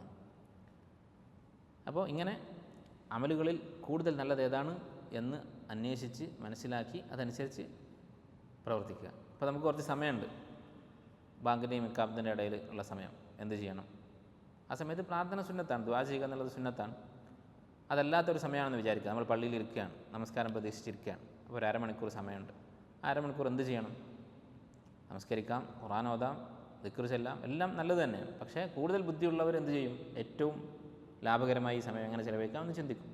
അപ്പോൾ ഏറ്റവും പ്രതിഫലമുള്ള കാര്യം ഖുർആൻ പാരായണം ചെയ്യുകയാണ്. കാരണം ഖുർആൻ അള്ളാഹുവിൻ്റെ കലാമാണ്. അത് കഴിഞ്ഞാൽ പിന്നെ ദിക്റാണ്. ആ ദിക്റിൽ ഏറ്റവും വലുത്, ഏറ്റവും പ്രധാനം ലാ ഇലാഹ ഇല്ലല്ലാഹ്. അത് കഴിഞ്ഞാൽ സുബ്ഹാനല്ലാഹ്, അൽഹംദുലില്ലാഹ്, അല്ലാഹു അക്ബർ, ഈ ദിക്റുകൾ. അതുപോലെ അതിന് ശേഷമാണ് ദുആ ചെയ്യുക എന്നുള്ളത് ദിക്റിൻ്റെയും താഴെയാണ്. ഇപ്പോൾ ഒരാളൊരു 10 മിനിറ്റ് ഇരുന്ന് സുബ്ഹാനല്ലാഹ് അല്ലെങ്കിൽ അസ്തഗ്ഫിറുല്ലാഹ് അല്ലെങ്കിൽ ഏതെങ്കിലും ഒരു ദിക്ർ ചൊല്ലി സുബ്ഹാനല്ലാഹി വബിഹംദിഹി സുബ്ഹാനല്ലാഹിൽ അദീം, അതേസമയം 10 മിനിറ്റ് തന്നെ മറ്റൊരാൾ പ്രാർത്ഥിച്ചു. ഈ പ്രാർത്ഥിച്ചവനേക്കാളും അല്ലാഹു തആല നന്മ ചെയ്യുക, അല്ലാഹു തആല പ്രതിഫലം നൽകുക ഈ ദിക്ർ ചൊല്ലിയവനായിരിക്കും. കാരണം അള്ളാഹുവിൻ്റെ മഹത്വമാണ് ദിക്റിലൂടെ പറയുന്നത്. അപ്പോൾ ഇങ്ങനെ കൂടുതൽ പ്രതിഫലാർഹമായ പ്രവൃത്തി ഏതാണ് എന്ന് അന്വേഷിച്ച് അമലുകളുടെ ഫളായിൽ പറയുന്ന ഫളായിലുൽ അമാലിനെ കുറിച്ച് പറയുന്ന കിതാബുകളൊക്കെ വായിച്ച് മനസ്സിലാക്കി അതനുസരിച്ച് ചെയ്യുക. അതുപോലെ തന്നെ മറ്റൊരു മാർഗ്ഗമാണ് നമ്മുടെ പരിശ്രമങ്ങൾക്ക് കൂടുതൽ പ്രതിഫലം ഉണ്ടാകാനും ഈ പറഞ്ഞ ഇന്ന സഅയക്കും ലശത്ത എന്നതിൽ ഏറ്റവും ഉയർന്ന അവസ്ഥയിലെത്താനുമുള്ള മറ്റൊരു മാർഗ്ഗമാണ് മുസ്ലിം ഉമ്മത്തിന് കൂടുതൽ ആവശ്യമുള്ള അമൽ എന്താണെന്ന് നോക്കിയിട്ട് ചെയ്യുക. നമ്മുടെ ആവശ്യം മാത്രമല്ല, മുസ്ലിം സമുദായത്തിന് കൂടുതൽ ആവശ്യമുള്ള കാര്യം എന്താണ് എന്ന് നോക്കിയിട്ട് പ്രവർത്തിക്കുക. അല്ലാഹു സുബ്ഹാനഹു വ തആല സദഖയെക്കുറിച്ച് പറഞ്ഞപ്പോൾ, അതുപോലെ തന്നെ അള്ളാഹുവിൻ്റെ മാർഗ്ഗത്തിൽ ജിഹാദ് ചെയ്യുന്നതിനെക്കുറിച്ച് പറഞ്ഞപ്പോൾ സൂറത്ത് അൽ ഹദീദിൽ പറഞ്ഞു, ലാ യസ്തവി മിൻകും മൻ അൻഫഖ മിൻ ഖബ്ലിൽ ഫത്ഹി വഖാതൽ. നിങ്ങളുടെ കൂട്ടത്തിൽ ആദ്യകാലത്ത് മക്ക ഫത്ഹിന് മുമ്പ് ഇസ്ലാമിൻ്റെ തുടക്കകാലത്ത് സദഖ ചെയ്യുകയും യുദ്ധം ചെയ്യുകയും ചെയ്തവൻ അതിനുശേഷം വന്ന ആളുകളും ഇവനും ഒരുപോലെ ആവുകയില്ല. ലാ യസ്തവി മിൻകും മൻ അൻഫഖ മിൻ ഖബ്ലിൽ ഫത്ഹി വഖാതൽ ഉലൈക അഅ്ളമു ദറജതൻ മിനല്ലദീന അൻഫഖു മിൻ ബഅദ് വഖാതലു. പിൽക്കാലത്ത് വന്ന് യുദ്ധം ചെയ്യുകയും സദഖ ചെയ്യുകയും അള്ളാഹുവിൻ്റെ മാർഗ്ഗത്തിൽ സമ്പത്ത് ചെലവഴിക്കുകയും ചെയ്തവരെക്കാളും ഇവർക്കാകുന്നു ഉയർന്ന പ്രതിഫലമുള്ളത്. കാരണം എന്താണ്? മുസ്ലിം സമുദായത്തിന് സദഖ ഏറ്റവും കൂടുതൽ ആവശ്യമുള്ള സമയമായിരുന്നു മക്ക കാലഘട്ടം. അതുകൊണ്ടാണ് നബി സല്ലല്ലാഹു അലൈഹി വസല്ലം പറഞ്ഞത്, മാ നഫഅനി മാലു റജുലിൻ മാ നഫഅനി മാലു അബീബക്കർ. അബൂബക്കറിൻ്റെ പണം കൊണ്ട് എനിക്ക് ഉപകാരമുണ്ടായതുപോലെ മറ്റൊരാളുടെ പണം കൊണ്ട് ഉപകാരമുണ്ടായിട്ടില്ല. അബൂബക്കർ റളിയല്ലാഹു അൻഹു സദഖ ചെയ്തിരുന്നത് പോലെ ഒരുപക്ഷെ അതിനേക്കാൾ തുക സദഖ ചെയ്ത ആളുകൾ പിൽക്കാലത്തുണ്ടായിട്ടുണ്ട്. പക്ഷേ കാര്യമില്ല, അബൂബക്കർ റളിയല്ലാഹു അൻഹു സദഖ ചെയ്തത് ഏറ്റവും കൂടുതൽ ആവശ്യമുള്ള സമയത്തായിരുന്നു. അതുപോലെ തന്നെ യുദ്ധവും, ആദ്യകാലത്ത് യുദ്ധം ചെയ്ത ആളുകൾ ഏറ്റവും അഫ്ദലായ സഹാബത്ത് ആരാണ്? ബദരീങ്ങളാണ്, അല്ലേ? ബദർ യുദ്ധത്തിൽ പങ്കെടുത്തവരാണ്. അശറത്തുൽ മുബശ്ശറൂൻ കഴിഞ്ഞാൽ പിന്നെ ബദരീങ്ങളാണ്. അത് കഴിഞ്ഞിട്ടാണ് പിന്നെ മറ്റുള്ള ആളുകൾ വരുന്നത്. ബദറിൽ മുസ്ലിങ്ങൾക്ക് വിജയമുണ്ടായി, ഗനീമത്ത് കിട്ടി. അതിനുശേഷം ഉണ്ടായ ചില യുദ്ധങ്ങളിൽ പരാജയമുണ്ടായിട്ടുണ്ട്, കുറേ ആളുകൾ ഷഹീദായിട്ടുണ്ട്. അപ്പോൾ ഈ കുറേ ആളുകൾ ഷഹീദായ യുദ്ധത്തെക്കാളും അതിൽ പങ്കെടുത്ത ആളുകളെക്കാൾ മഹത്വമുള്ളത് ബദറിൽ പങ്കെടുത്ത ആളുകൾ. എന്തുകൊണ്ടാണ്? ആവശ്യം അവിടെയായിരുന്നു. അപ്പം അതുപോലെ നമ്മുടെ സമുദായത്തിന് ആവശ്യമുള്ള കാര്യം, സമുദായത്തിന് ആവശ്യമുള്ളത് എന്താണ്? ഏറ്റവും പ്രധാനമായി സമുദായത്തിന് ആവശ്യമുള്ളത് ദീനിയായ ഇൽമാണ്, തൗഹീദാണ്. കാരണം അള്ളാഹുവിൻ്റെ സഹായം തൗഹീദ് കൊണ്ട് മാത്രമേ ഉണ്ടാവുകയുള്ളൂ, ദീൻ കൊണ്ട് മാത്രമേ ഉണ്ടാവുകയുള്ളൂ. മുസ്ലിം സമുദായത്തിൻ്റെ വിജയം അള്ളാഹുവിൻ്റെ സഹായം കൊണ്ട് മാത്രമാണ്, അല്ലേ? നമ്മുടെ ഭൗതികമായ കഴിവുകൾ കൊണ്ടും അസ്ബാബുകൾ കൊണ്ടുമല്ല വിജയം ഉണ്ടാകുന്നത്. നബി സല്ലല്ലാഹു അലൈഹി വസല്ലമ സഹാബത്ത് അവർ ലോകം മുഴുവൻ കീഴടക്കി. ലോകത്തിൻ്റെ അന്ന് അറിയപ്പെട്ട ലോകത്തിൻ്റെ ഏകദേശം പകുതിയോളം ഉമർ റളിയല്ലാഹുവിൻ്റെ കാലത്ത് ഇസ്ലാമിൻ്റെ ഭരണത്തിൻ്റെ കീഴിലായിരുന്നു. അന്ന് ശത്രുക്കൾക്ക് സഹാബത്തിനേക്കാളും ആയുധബലമുണ്ടായിരുന്നു, അംഗബലമുണ്ടായിരുന്നു. പക്ഷേ വിജയിക്കാനുള്ള കാരണം എന്താണ്? ദീനാണ്. അപ്പോൾ ദീനാണ് അടിസ്ഥാന കാരണം. ആ അടിസ്ഥാന കാരണം ബലപ്പെടുത്താൻ വേണ്ട പരിശ്രമം ചെയ്യുക, ഇൽമ് പഠിക്കുക, പഠിപ്പിക്കുക, പ്രചരിപ്പിക്കുക, അതനുസരിച്ച് നമ്മൾ ജീവിക്കുക. കാരണം അള്ളാഹുവിൻ്റെ സഹായം അവൻ ഇഷ്ടപ്പെടുന്നവർക്കേ ഉണ്ടാവുകയുള്ളൂ. ഒരു ചെറിയ തെറ്റ് ചെയ്തതിൻ്റെ പേരിൽ ഉഹദ് യുദ്ധത്തിൽ സഹാബത്ത് പരാജയപ്പെട്ടു. ആലോചിച്ച് നോക്കും. അപ്പോൾ മാസിയത്തുകളിൽ മുങ്ങിക്കുളിച്ച് കിടക്കുന്ന നമ്മളൊക്കെ എങ്ങനെയാണ് വിജയിക്കുക ശത്രുക്കൾക്കെതിരെ? അള്ളാഹുവിൻ്റെ സഹായം നമുക്ക് എങ്ങനെയാണ് ഉണ്ടാവുക? അതുണ്ടാകാൻ ആദ്യം നമ്മൾ സ്വയം സംസ്കരിക്കുക. അതുപോലെ നമ്മുടെ ചുറ്റുപാടിലേക്ക്, നമ്മുടെ കുടുംബത്തിലേക്കും നമ്മുടെ അടുത്ത വൃത്തങ്ങളിലേക്ക് ഈ സംസ്കരണം പകർത്താൻ ശ്രമിക്കുക. അതാണ് നമ്മൾ ചെയ്യേണ്ട ഏറ്റവും പ്രധാനപ്പെട്ട കാര്യം. അതോടൊപ്പം ഓരോ നാട്ടിലും ആവശ്യമായ കാര്യങ്ങളുണ്ടാകും, മറ്റു ഭൗതികമായ കാര്യങ്ങളുണ്ടാകും, ആവശ്യമായ പ്രവർത്തനങ്ങളുണ്ടാകുമ്പോൾ നമ്മൾ ചെയ്യേണ്ടതാണ്. മുസ്ലിം സമുദായത്തിന് ആവശ്യമുള്ള ഏത് കാര്യമാണെങ്കിലും അപ്പോൾ ഇങ്ങനെയുള്ള കാര്യങ്ങളൊക്കെയാണ് ശ്രേഷ്ഠമായ പരിശ്രമങ്ങളെന്ന് പറയുന്നത്. ഇന്ന സഅയക്കും ലശത്ത, നിങ്ങളുടെ പരിശ്രമങ്ങൾ വ്യത്യസ്തമാണെന്ന് പറയുമ്പോൾ അതിലേറ്റവും മുന്തിയത് ഈ വക കാര്യങ്ങളൊക്കെയാണ്. ഇതാണ് നമ്മൾ ചെയ്യേണ്ടത്. അപ്പോൾ കുറച്ചധികം വിശദീകരിക്കാൻ കാരണം ഈ സൂറത്തിൻ്റെ അടിസ്ഥാന ലക്ഷ്യം ഈ വിഷയമാണ്. ഇന്ന സഅയക്കും ലശത്ത എന്ന് പറയുന്ന ഈ ആയത്താണ് ഈ സൂറത്തിൻ്റെ പ്രധാനപ്പെട്ട വിഷയം. ഫഅമ്മാ മൻ അഅത വത്തഖ, എന്നിട്ട് അല്ലാഹു തആല പറയുകയാണ്, അങ്ങനെ വ്യത്യസ്ത തരത്തിലുള്ളതായിരിക്കും മനുഷ്യരുടെ പരിശ്രമങ്ങൾ. ആ വ്യത്യസ്ത അവസ്ഥകളിൽ രണ്ട് വിഭാഗത്തെക്കുറിച്ച് അല്ലാഹു തആല പറയുകയാണ്. ഫഅമ്മാ മൻ അഅത വത്തഖ, ആരാണോ നൽകുന്നവൻ, ദാനം ചെയ്യുന്നവൻ. ദാനം ചെയ്യുക എന്ന് പറഞ്ഞാൽ കേവലം പണം കൊടുക്കുന്നത് മാത്രമല്ല. നോക്കൂ നിങ്ങളിവിടെ ഫഅമ്മാ മൻ അഅത എന്നാണ് പറഞ്ഞത്. കൊടുക്കുന്നവൻ ആരാണോ, പണം കൊടുക്കുന്നവൻ എന്ന് പറഞ്ഞിട്ടില്ല. എന്താണ് കൊടുക്കുന്നതെന്ന് പറയുന്നില്ല. കാരണം അത് നമുക്ക് മനസ്സിലാക്കാം, എത്ര വിശാലമായി വേണമെങ്കിലും മനസ്സിലാക്കാൻ വേണ്ടി അല്ലാഹു തആല തുറന്നു വെച്ചിരിക്കുകയാണ്. അപ്പോൾ സമ്പത്ത് കൊടുക്കാം, അതുപോലെ തന്നെ ചിലപ്പോൾ നമുക്ക് സമ്പത്ത് കൊടുക്കാൻ ഉണ്ടാവുകയില്ല. അപ്പോൾ നല്ലൊരു വാക്ക്, വൽക്കലിമത്തു ത്വയ്യിബത്തു സദഖ, ഒരു നല്ല വാക്ക് പറയുന്നത് സദഖയാണ് എന്ന് നബി സല്ലല്ലാഹു അലൈഹി വസല്ലം പഠിപ്പിച്ചിട്ടുണ്ട്. അതുപോലെ ചിലപ്പോൾ നമുക്ക് നമ്മുടെ സ്വാധീനം അത് മറ്റൊരാൾക്ക് വേണ്ടി ചിലവഴിക്കാൻ സാധിക്കും. ഷഫാഅത്ത് പറയുക, അല്ലേ? നമുക്ക് ഒരാളുടെ അടുത്ത് സ്വാധീനമുണ്ട്, നമ്മുടെ ഒരു സുഹൃത്ത് പണക്കാരനാണ്. ഇപ്പോൾ ഒരു സാധു നമ്മുടെ അടുത്ത് വന്നൊരാവശ്യം പറഞ്ഞു, ഈ സാധുവിന് വേണ്ടി ശുപാർശ പറയുക, അത് വളരെ പ്രതിഫലാർഹമായ കാര്യമാണ്. പല ആളുകളും അതിനെ മടിക്കും. കാരണം എന്താ? കാരണം അതെങ്ങാനും തള്ളിപ്പോയാലോ, അവൻ സ്വീകരിച്ചിട്ടില്ലെങ്കിലോ, അത് വിചാരിച്ചിട്ട് പറയാതിരിക്കും. അങ്ങനെ ചെയ്യരുത്. അങ്ങനെ അവൻ സ്വീകരിക്കാതിരുന്നാൽ നമുക്ക് നഷ്ടമൊന്നുമില്ല. എന്തുകൊണ്ടാണ് നമ്മളങ്ങനെ പേടിക്കുന്നത്? നമ്മൾ ശഫാഅത്ത് ചെയ്യുന്നത് നമ്മുടെ നിയ്യത്തിൽ ചെറിയൊരു പ്രശ്നമുണ്ട്.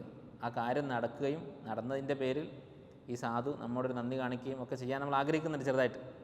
അപ്പോൾ കാര്യം നടന്നിട്ടില്ലെങ്കിൽ പിന്നെ ഇതൊന്നും ഉണ്ടാവില്ലല്ലോ.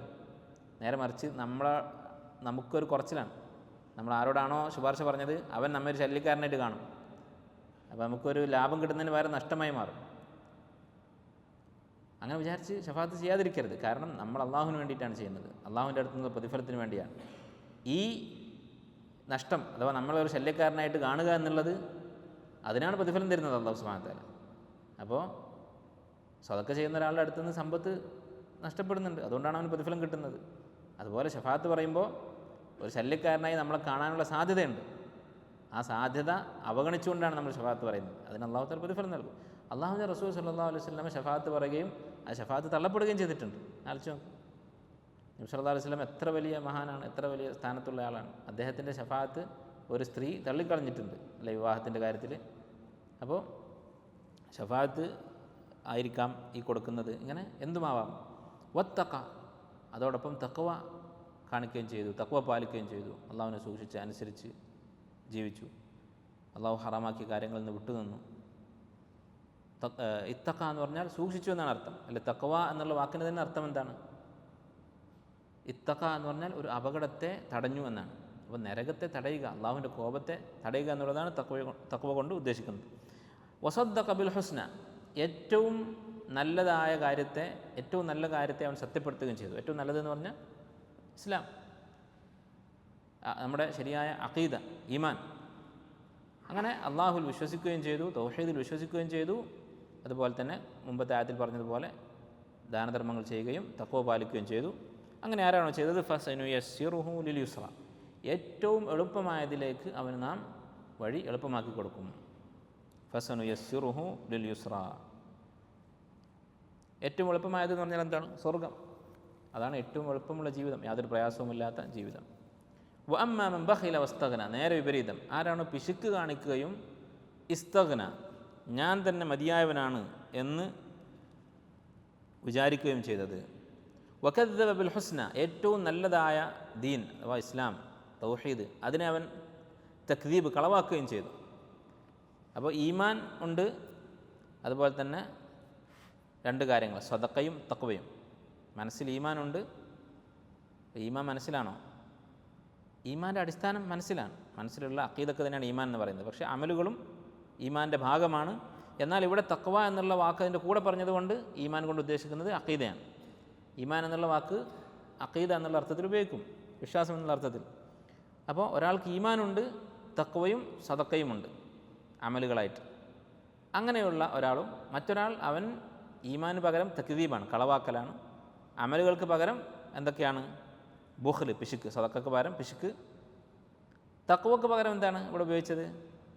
തഖ്വക്ക് പകരം ഉപയോഗിച്ച വാക്ക് ഇസ്തഗ്ന എന്നാണ്. ഞാൻ മതിയായവനാണെന്ന് വിചാരിച്ചു.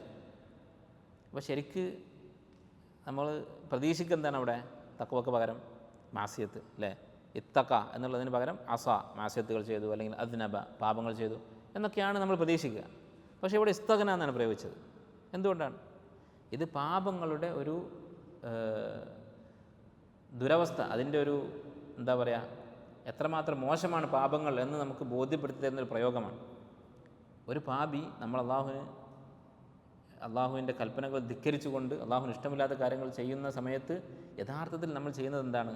എനിക്ക് അള്ളാഹുവിന് ആവശ്യമില്ല, ഞാൻ തന്നെ മതിയായവനാണ് എന്ന് നമ്മൾ പറയാതെ പറയുകയാണ്. നമ്മുടെ പ്രവൃത്തികൾ കൊണ്ട് നമ്മൾ അങ്ങനെ പറയുകയാണ്. കാരണം എന്താ? നമുക്കൊരാളെ ആവശ്യമുണ്ടെങ്കിൽ, നമ്മളൊരാളെ ആശ്രയിച്ച് ജീവിക്കുന്നവനാണെങ്കിൽ അവനെ നമ്മൾ ധിക്കരിക്കുകയില്ല. അല്ലെ, നിങ്ങളൊരു സ്ഥലത്ത് ജോലി ചെയ്യുന്നു, ആ ജോലി സ്ഥലത്തുള്ള ജോലി ഉടമ പറഞ്ഞ കാര്യങ്ങൾ നിങ്ങൾ ധിക്കരിക്കുകയില്ല. ചിലപ്പോൾ നിങ്ങളുടെ മാതാപിതാക്കളെ ധിക്കരിച്ചാലും ഈ ഓഫീസിലെ മുതലാളി ധിക്കരിക്കില്ല. കാരണം എന്താ? മാതാപിതാക്കൾ ആവശ്യമില്ല.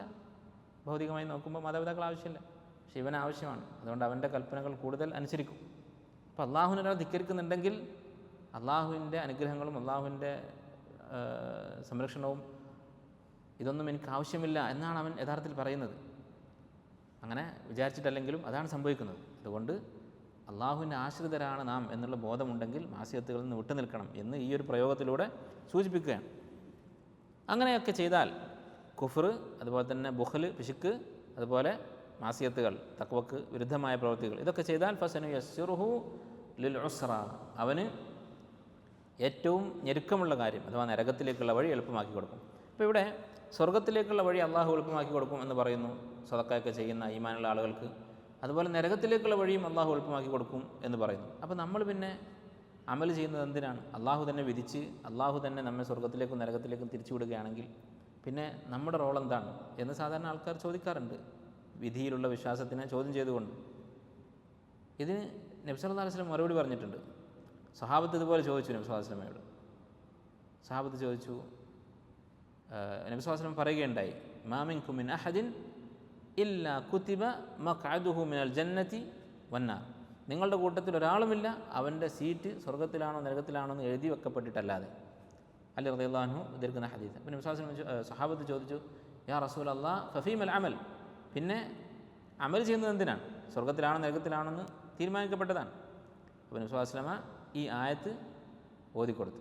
അവിടുന്ന് പറഞ്ഞു, കുല്ലുൻ മുയസ്സറുൻ ലിമാ ഖുലിഖ ലഹു ഇഅ്മലു വകുല്ലുൻ മുയസ്സറുൻ ലിമാ ഖുലിഖ ലഹു, നിങ്ങൾ അമൽ ചെയ്യുക, ഓരോരുത്തരും എന്തിനു വേണ്ടിയാണോ സൃഷ്ടിക്കപ്പെട്ടിരിക്കുന്നത്, സ്വർഗത്തിന് വേണ്ടിയാണോ നരകത്തിന് വേണ്ടിയാണോ, അതിലേക്ക് ഉള്ള വഴി അവന് എളുപ്പമാക്കി കൊടുക്കപ്പെടും. എന്നിട്ട് ഈ ആയത്തുകൾ ഓതി, ഫഅമ്മാമൻ അഅ്താ വത്തഖ വസദ്ദഖ ബിൽ ഹുസ്ന ഫസനയസ്സിറുഹു ലിൽ യുസ്ര വഅമ്മാമൻ ബഖില വസ്തഗ്ന വകദ്ദബ ബിൽ ഹുസ്ന ഫസനയസ്സിറുഹു ലിൽ ഉസ്ര. അപ്പോൾ നബി സല്ലല്ലാഹു അലൈഹി വസല്ലം ഈ ചുരുങ്ങിയ വാക്കുകളിലൂടെ ഈ വിഷയത്തിലുള്ള അഹ്ലുസുന്നത്തിൻ്റെ അഖീദ എന്ന് നമ്മൾ ഇന്ന് പറയുന്ന ശരിയായ അഖീദ നബി സല്ലല്ലാഹു അലൈഹി വസല്ലം പഠിപ്പിച്ചു കൊടുത്തു. എന്താണ്? ഇഅ്മലു, നിങ്ങൾ അമൽ ചെയ്യുക. അതിനെന്ത് മനസ്സിലാക്കാം? നമുക്ക് സ്വാതന്ത്ര്യമുണ്ട്, നന്മയും തിന്മയും തിരഞ്ഞെടുക്കാനുള്ള സ്വാതന്ത്ര്യം നമുക്കുണ്ട്, ഇല്ലെങ്കിൽ അത് പറയേണ്ട ആവശ്യമില്ല. ഇഅ്മലു വകുല്ലുൻ മുയസ്സറുൻ ലിമാ ഖുലിഖ ലഹു, പക്ഷേ നിങ്ങൾ എന്തൊക്കെ അമൽ ചെയ്താലും നിങ്ങൾ സ്വർഗത്തിലേക്കാണോ നരകത്തിലേക്കാണോ അള്ളാഹു സൃഷ്ടിച്ചിരിക്കുന്നത് അതിന് വേണ്ട കാര്യങ്ങളെ നിങ്ങൾ ചെയ്യുകയുള്ളൂ, അങ്ങോട്ടെത്താനുള്ള പ്രവൃത്തികളെ നിങ്ങൾ ചെയ്യുകയുള്ളൂ. അപ്പോൾ ഇത് രണ്ടും ഒരുമിച്ച് നടക്കുന്ന കാര്യങ്ങളാണ്. നമുക്ക് പരിപൂർണമായ സ്വാതന്ത്ര്യമുണ്ട്, അല്ലെ, എനിക്കിപ്പോൾ വേണമെങ്കിൽ ക്ലാസ് നിർത്താം എന്നിട്ട് പോകാം, അതിനുള്ള സ്വാതന്ത്ര്യമുണ്ട്, ആരും എന്നെ ഇവിടെ പിടിച്ചിരുത്തുകയില്ല. അതോടൊപ്പം അള്ളാഹു തആല വിധിച്ചിട്ടുള്ളത് എന്താണോ അതേ ഞാൻ ചെയ്യുകയുള്ളൂ. ഇത് രണ്ടും എങ്ങനെ സംഭവിക്കുന്നു ഒരുമിച്ച്? ഇത് രണ്ടും ഒരുമിച്ച് സംഭവിക്കുന്നത് അള്ളാഹുവിൻ്റെ പ്രവൃത്തിയാണ്. നമ്മൾ മുമ്പ് പറഞ്ഞിട്ടുണ്ട്, ഇങ്ങനെയുള്ള ഈ രണ്ട് കാര്യങ്ങളും ഒരുമിച്ച് ഒരു വസ്തുവിൽ ഒരുമിച്ച് കൂട്ടുക എന്നുള്ളത് അള്ളാഹുവിൻ്റെ പ്രവൃത്തിയാണ്. അള്ളാഹുവിൻ്റെ പ്രവൃത്തികളെക്കുറിച്ച് നമ്മുടെ വിശ്വാസം എന്താണ്? ലാ യുസ്അലു അമ്മാ യഫ്അലു വഹും യുസ്അലൂൻ, അള്ളാഹു എന്തൊക്കെ ചെയ്യണം എന്നുള്ളത് ആരും ചോദ്യം ചെയ്യാനില്ല. അതുപോലെ തന്നെ അള്ളാഹുവിൻ്റെ പ്രവൃത്തികളുടെ രൂപം, അതിൻ്റെ കൈഫിയത്ത്, അത് മനസ്സിലാക്കാൻ മനുഷ്യൻ്റെ ബുദ്ധിക്ക് സാധിക്കുകയുമില്ല. അള്ളാഹു തആല പറയുന്നു, വമാ യുഗ്നി അൻഹു മാലുഹു ഇദാ തറദ്ദ. തറദ്ദ എന്ന് പറഞ്ഞാൽ മുകളിൽ നിന്നും താഴേക്ക് വീഴുന്നതിനാണ്, മുഖം കുത്തി വീഴുക. അവൻ മുഖം കുത്തി വീണ് കഴിഞ്ഞാൽ, അഥവാ ഈ നിഷേധിയും പിശുക്കനും തഖ്വയില്ലാത്തവനുമൊക്കെയായ മനുഷ്യനെക്കുറിച്ചാണ് ഇപ്പോൾ അവസാനമായിട്ട് പറഞ്ഞത്. അങ്ങനെയുള്ളവൻ അവൻ്റെ അവസാനം നരകമായിരിക്കുമെന്ന് പറഞ്ഞു. ഫസനയസ്സിറുഹു ലിൽ ഉസ്ര എന്ന് പറഞ്ഞു. ആ നരകത്തിൽ അവൻ വീണ് കഴിഞ്ഞാൽ വമാ യുഗ്നി അൻഹു മാലുഹു, അവൻ്റെ പണം കൊണ്ട് അവൻ എന്ത് ഉപകാരം ഉണ്ടാവാനാണ്? അവൻ ഈ പിശുക്കി വെച്ചിട്ടുള്ള അവൻ്റെ ഈ പണം അതുകൊണ്ട് അവിടെ പരലോകത്ത് യാതൊരു പ്രയോജനവും ഉണ്ടാവുകയില്ല. ഇന്ന അലൈന ലൽ ഹുദ, അല്ലാഹു തആല പറയുകയാണ്, എൻ്റെ മേൽ ബാധ്യതയായിട്ടുള്ള കാര്യമാണ് സന്മാർഗം വിശദീകരിക്കുക എന്നുള്ളത്, ഹിദായത്ത് നൽകുക മനുഷ്യനെ എന്നുള്ളത്. അഥവാ എന്താണ് സന്മാർഗമെന്ന് വിശദീകരിച്ചു കൊടുക്കുക. നബിമാരെ പറഞ്ഞയച്ചു, കിതാബുകൾ അവതരിപ്പിച്ചു, അങ്ങനെ ശരിയും തെറ്റും പഠിപ്പിക്കുക എന്നുള്ളത് അള്ളാഹുവിൻ്റെ ഉത്തരവാദിത്തമാണ്. വ ഇന്ന ലന ലൽ ആഖിറത വൽ ഊല, എൻ്റെ അധികാരത്തിൽപ്പെട്ടതാണ് പരലോകവും ദുനിയാവും. എന്താണ് ഉദ്ദേശം? സന്മാർഗം എന്താണെന്ന് വിശദീകരിക്കുന്നത് അള്ളാഹുവാണ്. പക്ഷേ ആ സന്മാർഗം ആർ സ്വീകരിക്കണം, ആര് തള്ളിക്കളയണം എന്ന് തീരുമാനിക്കുന്നത് എല്ലാത്തിൻ്റെയും ഉടമയായ അള്ളാഹുവാണ്. നേരത്തെ പറഞ്ഞ കാര്യം തന്നെയാണ്. ഫഅൻദർതുക്കും നാറൻ തലവ്വാ, അതുകൊണ്ട് ഞാൻ നിങ്ങളെ താക്കീത് ചെയ്യുന്നു. നാറൻ തലവ്വാ, ആളിക്കത്തുന്ന നരകം. തലവ്വ എന്ന് പറഞ്ഞാൽ തലവ്വ എന്നാണ് ശരിക്ക്. അതിൻ്റെ ഒരു ഹദ്ഫ് ചെയ്തതാണ്. അത് സർഫിൽ ഈ രൂപത്തിലുള്ള തഫഅലു എന്ന രൂപത്തിലുള്ള ഫേലുകളിൽ ഒഴിവാക്കാനുള്ള ഇളവുണ്ട്. അപ്പോൾ തലവ്വ എന്നുള്ള വാക്ക് ലവ എന്നുള്ളതിൽ നിന്നുണ്ടായതാണ്. ലവ എന്ന് പറഞ്ഞാൽ തീയിൻ്റെ നാളം, തീനാളങ്ങൾ. ആ തീനാളം പുകയില്ലാതെ ഖാലിസായിട്ടുള്ള വെറും തീ മാത്രമായിട്ടുള്ള തീനാളത്തിനാണ് ലവ എന്ന് പറയുക. അങ്ങനെ പുകയില്ലാത്ത ശുദ്ധമായ തീ ആളിക്കത്തിക്കൊണ്ടിരിക്കുകയാണ്, അതാണ് നരകം. അതിനെ ഞാൻ നിങ്ങൾക്ക് താക്കീത് ചെയ്തിരിക്കുന്നു. ഇങ്ങനെ പുകയില്ലാത്ത തീനാളങ്ങൾ കൊണ്ട് ആളിക്കത്തിക്കൊണ്ടിരിക്കുന്ന നരകത്തെ, അതിനെപ്പറ്റി ഞാൻ നിങ്ങൾക്ക് താക്കീത് ചെയ്തിരിക്കുന്നു. ലാ യസ്ലാഹ, ആ നരകത്തിൽ കടന്ന് എരിയുകയില്ല. സ്വലിയ യസ്ല എന്നുള്ളതാണ് യസ്ല എന്നുള്ള വാക്കിൻ്റെ അടിസ്ഥാനം. സ്വലിയ എന്ന് പറഞ്ഞാൽ തീയിൻ്റെ ഉള്ളിൽ കിടന്ന് എരിഞ്ഞു. അങ്ങനെ തീയിൽ കിടന്ന്, ഈ നരകത്തീയിൽ കിടന്ന് എരിയുകയില്ല. ഇല്ലൽ അഷ്ഖ, ഏറ്റവും വലിയ ദൗർഭാഗ്യവാനല്ലാതെ. അല്ലദീ കദ്ദബ വതവല്ല, അതാരാണ് നരകത്തിൽ പോകുന്നവർ? അല്ലദീ കദ്ദബ വതവല്ല. തക്ദീബും തവല്ലിയും. എന്താ തക്ദീബ് എന്ന് പറഞ്ഞാൽ കളവാക്കുക, അഥവാ ഈമാനില്ല, നിഷേധിയാണ്, കുഫ്ർ. തവല്ല എന്ന് പറഞ്ഞാലോ തിരിഞ്ഞുപോയി. തിരിഞ്ഞുപോയി എന്ന് പറഞ്ഞാൽ അമലുകളില്ല, അള്ളാഹു കൽപ്പിച്ച കാര്യങ്ങളൊക്കെ ഒഴിവാക്കി തിരിഞ്ഞു പോവുകയാണ്. അപ്പോൾ ഈമാനുമില്ല, അമലുമില്ല. അങ്ങനെയുള്ളവരാണ് ആ നരകത്തിൽ കടന്നെരിയുക. വസയുജന്നബുഹ, ആ നരകത്തിൽ നിന്ന് അകറ്റപ്പെടും. അല്ലേ, തജന്നബ എന്ന് പറഞ്ഞാൽ എന്താണ്? ജാനിബ് എന്ന് പറഞ്ഞാൽ ഒരു വശം. അപ്പോൾ ഇജ്തനബ എന്ന് പറയാറുണ്ട് അറബിയിൽ, ഉപേക്ഷിക്കുക എന്നുള്ളതിന്. എന്താ അർത്ഥം? നമ്മളൊരു വശത്തും നമ്മൾ എന്തിനാണ് ഉപേക്ഷിക്കുന്നത് അത് മറ്റൊരു വശത്തുമാണ്. രണ്ടും തമ്മിൽ വളരെ അകലമുണ്ട്. അതുപോലെയാണ് ഇവിടെ അള്ളാഹു തആല പ്രയോഗിച്ചിരിക്കുന്നത്. വസയുജന്നബുഹ, ആ നരകത്തിൽ നിന്ന് അകറ്റപ്പെടും, അഥവാ വളരെ വിദൂരമായിരിക്കും, ആ നരകത്തിന് അടുത്തു പോവുകയില്ല. അൽ അത്ഖ, തഖ്വയുള്ളവൻ. അല്ലേ, സൂറത്ത് അംബിയായിൽ അള്ളാഹു തആല പറഞ്ഞു, ഇന്നല്ലദീന സബഖത് ലഹും മിന്നൽ ഹുസ്ന ഉലൈക അൻഹാ മുബ്അദൂൻ. അള്ളാഹു സുബ്ഹാനഹു വ തആല സ്വർഗാവകാശികൾ എന്ന് രേഖപ്പെടുത്തിയ ആളുകൾ, സ്വർഗത്തിൽ പോകുമെന്ന് ഞാൻ വിധിച്ചിട്ടുള്ള ആളുകൾ, ഉലൈക അൻഹാ മുബ്അദൂൻ, അവർ നരകത്തിൽ നിന്ന് അകറ്റപ്പെടുന്നവരാണ്. ലാ യസ്മഊന ഹസീസഹ, ആ നരകത്തിൻ്റെ ശബ്ദം പോലും അവർ കേൾക്കുകയില്ല. നരകം ആളി കത്തുന്ന ശബ്ദമുണ്ടാകും, ആ ശബ്ദം പോലും അവർ കേൾക്കുകയില്ല. എന്നിട്ട് അള്ളാഹു തആല ഈ നരകത്തിൽ നിന്ന് അകറ്റപ്പെടുന്ന, സ്വർഗത്തിൽ പ്രവേശിക്കുന്ന നല്ലവരായ തഖ്വയുള്ള ആളുകളുടെ ചില വിശേഷണങ്ങൾ പറയുകയാണ്. എന്താണ് അവരുടെ പ്രത്യേകത? അല്ലദീ യുഅ്തി മാലഹു യതസക്ക, അവർ തങ്ങളുടെ സമ്പത്ത് നൽകിക്കൊണ്ട് ശുദ്ധീകരിക്കും, ശുദ്ധി നേടും. തസക്ക എന്ന് പറഞ്ഞാൽ ശുദ്ധി നേടുക. അപ്പോൾ സമ്പത്ത് കൊടുത്തുകൊണ്ട് ശുദ്ധി നേടുക എന്ന് പറഞ്ഞാൽ എന്താണ് ഉദ്ദേശിക്കുന്നത്? സമ്പത്ത് കൊടുത്താൽ, സമ്പത്ത് ചെലവഴിച്ചാൽ ദുനിയാവിനോടുള്ള ആർത്തി എന്ന് പറയുന്ന ദുർഗുണത്തിൽ നിന്ന് നമ്മൾ സ്വയം ശുദ്ധീകരിക്കുകയാണ്. ഇവിടെ സമ്പത്തിനെ ശുദ്ധീകരിക്കുന്നതിനെ കുറിച്ചല്ല പറഞ്ഞത്. അല്ലദീ യുഅ്തി മാലഹു യുസക്കീഹി എന്നല്ല, അവൻ തൻ്റെ സമ്പത്ത് ചെലവഴിച്ചുകൊണ്ട് ആ സമ്പത്തിനെ ശുദ്ധീകരിക്കുന്നു എന്നല്ല പറഞ്ഞത്. യതസക്ക, സമ്പത്ത് ചെലവഴിച്ചുകൊണ്ട് അവൻ സ്വയം ശുദ്ധി നേടുന്നു. അപ്പോൾ അള്ളാഹുവിൻ്റെ മാർഗ്ഗത്തിൽ ചെലവഴിക്കുക, സക്കാത്തും സദക്കയൊക്കെ ചെയ്യുക എന്നുള്ളത് സ്വന്തം നഫ്സിന് തസ്കിയത്ത് നേടാൻ, സ്വന്തത്തെ ശുദ്ധീകരിക്കാനുള്ള ഒരു മാർഗ്ഗമാണ്. കാരണം നമ്മെ ദുഷിപ്പിക്കുന്ന, ചീത്തയാക്കുന്ന ഏറ്റവും പ്രധാനപ്പെട്ട കാര്യമാണ് ദുനിയാവിനുള്ള ആർത്തി എന്ന് പറയുന്നത്. അല്ല, ഇഞ്ചീലിൽ ഉള്ളതായി ബൈബിളിൽ പറയുന്നതായിട്ടുള്ളൊരു വചനം, അറിയപ്പെട്ടൊരു വചനമുണ്ട്. അത് ശരിയായിരിക്കാം, അള്ളാഹു വഹ്യായി ഇറക്കിയതായിരിക്കാം. പല പണ്ഡിതന്മാരും ഇത് ഉദ്ധരിച്ചിട്ടുണ്ട്. അതുപോലെ തന്നെ സാധാരണ നസ്രാനികൾ പറയാറുണ്ട്, ഹുബ്ബു ദുനിയ റഅ്സു കുല്ലി ഖതീഅ, ദുനിയാവിനോടുള്ള ആർത്തിയാണ് എല്ലാ പാപങ്ങളുടെയും അടിസ്ഥാനം. അല്ലേ, ഏതൊരു പാപം എടുത്ത് നോക്കിയാലും അതിൻ്റെ പിന്നിൽ ദുനിയാവിലെ എന്തെങ്കിലും ഒരു ആഗ്രഹം, ദുനിയാവിനോടുള്ള ആർത്തി, അതതിൻ്റെ പിന്നിൽ കാണാൻ സാധിക്കും. ആ ആർത്തിയിൽ നിന്ന് സ്വയം ശുദ്ധീകരിക്കുകയാണ് സദക്ക ചെയ്യുന്ന ആളുകൾ ചെയ്യുന്നത്.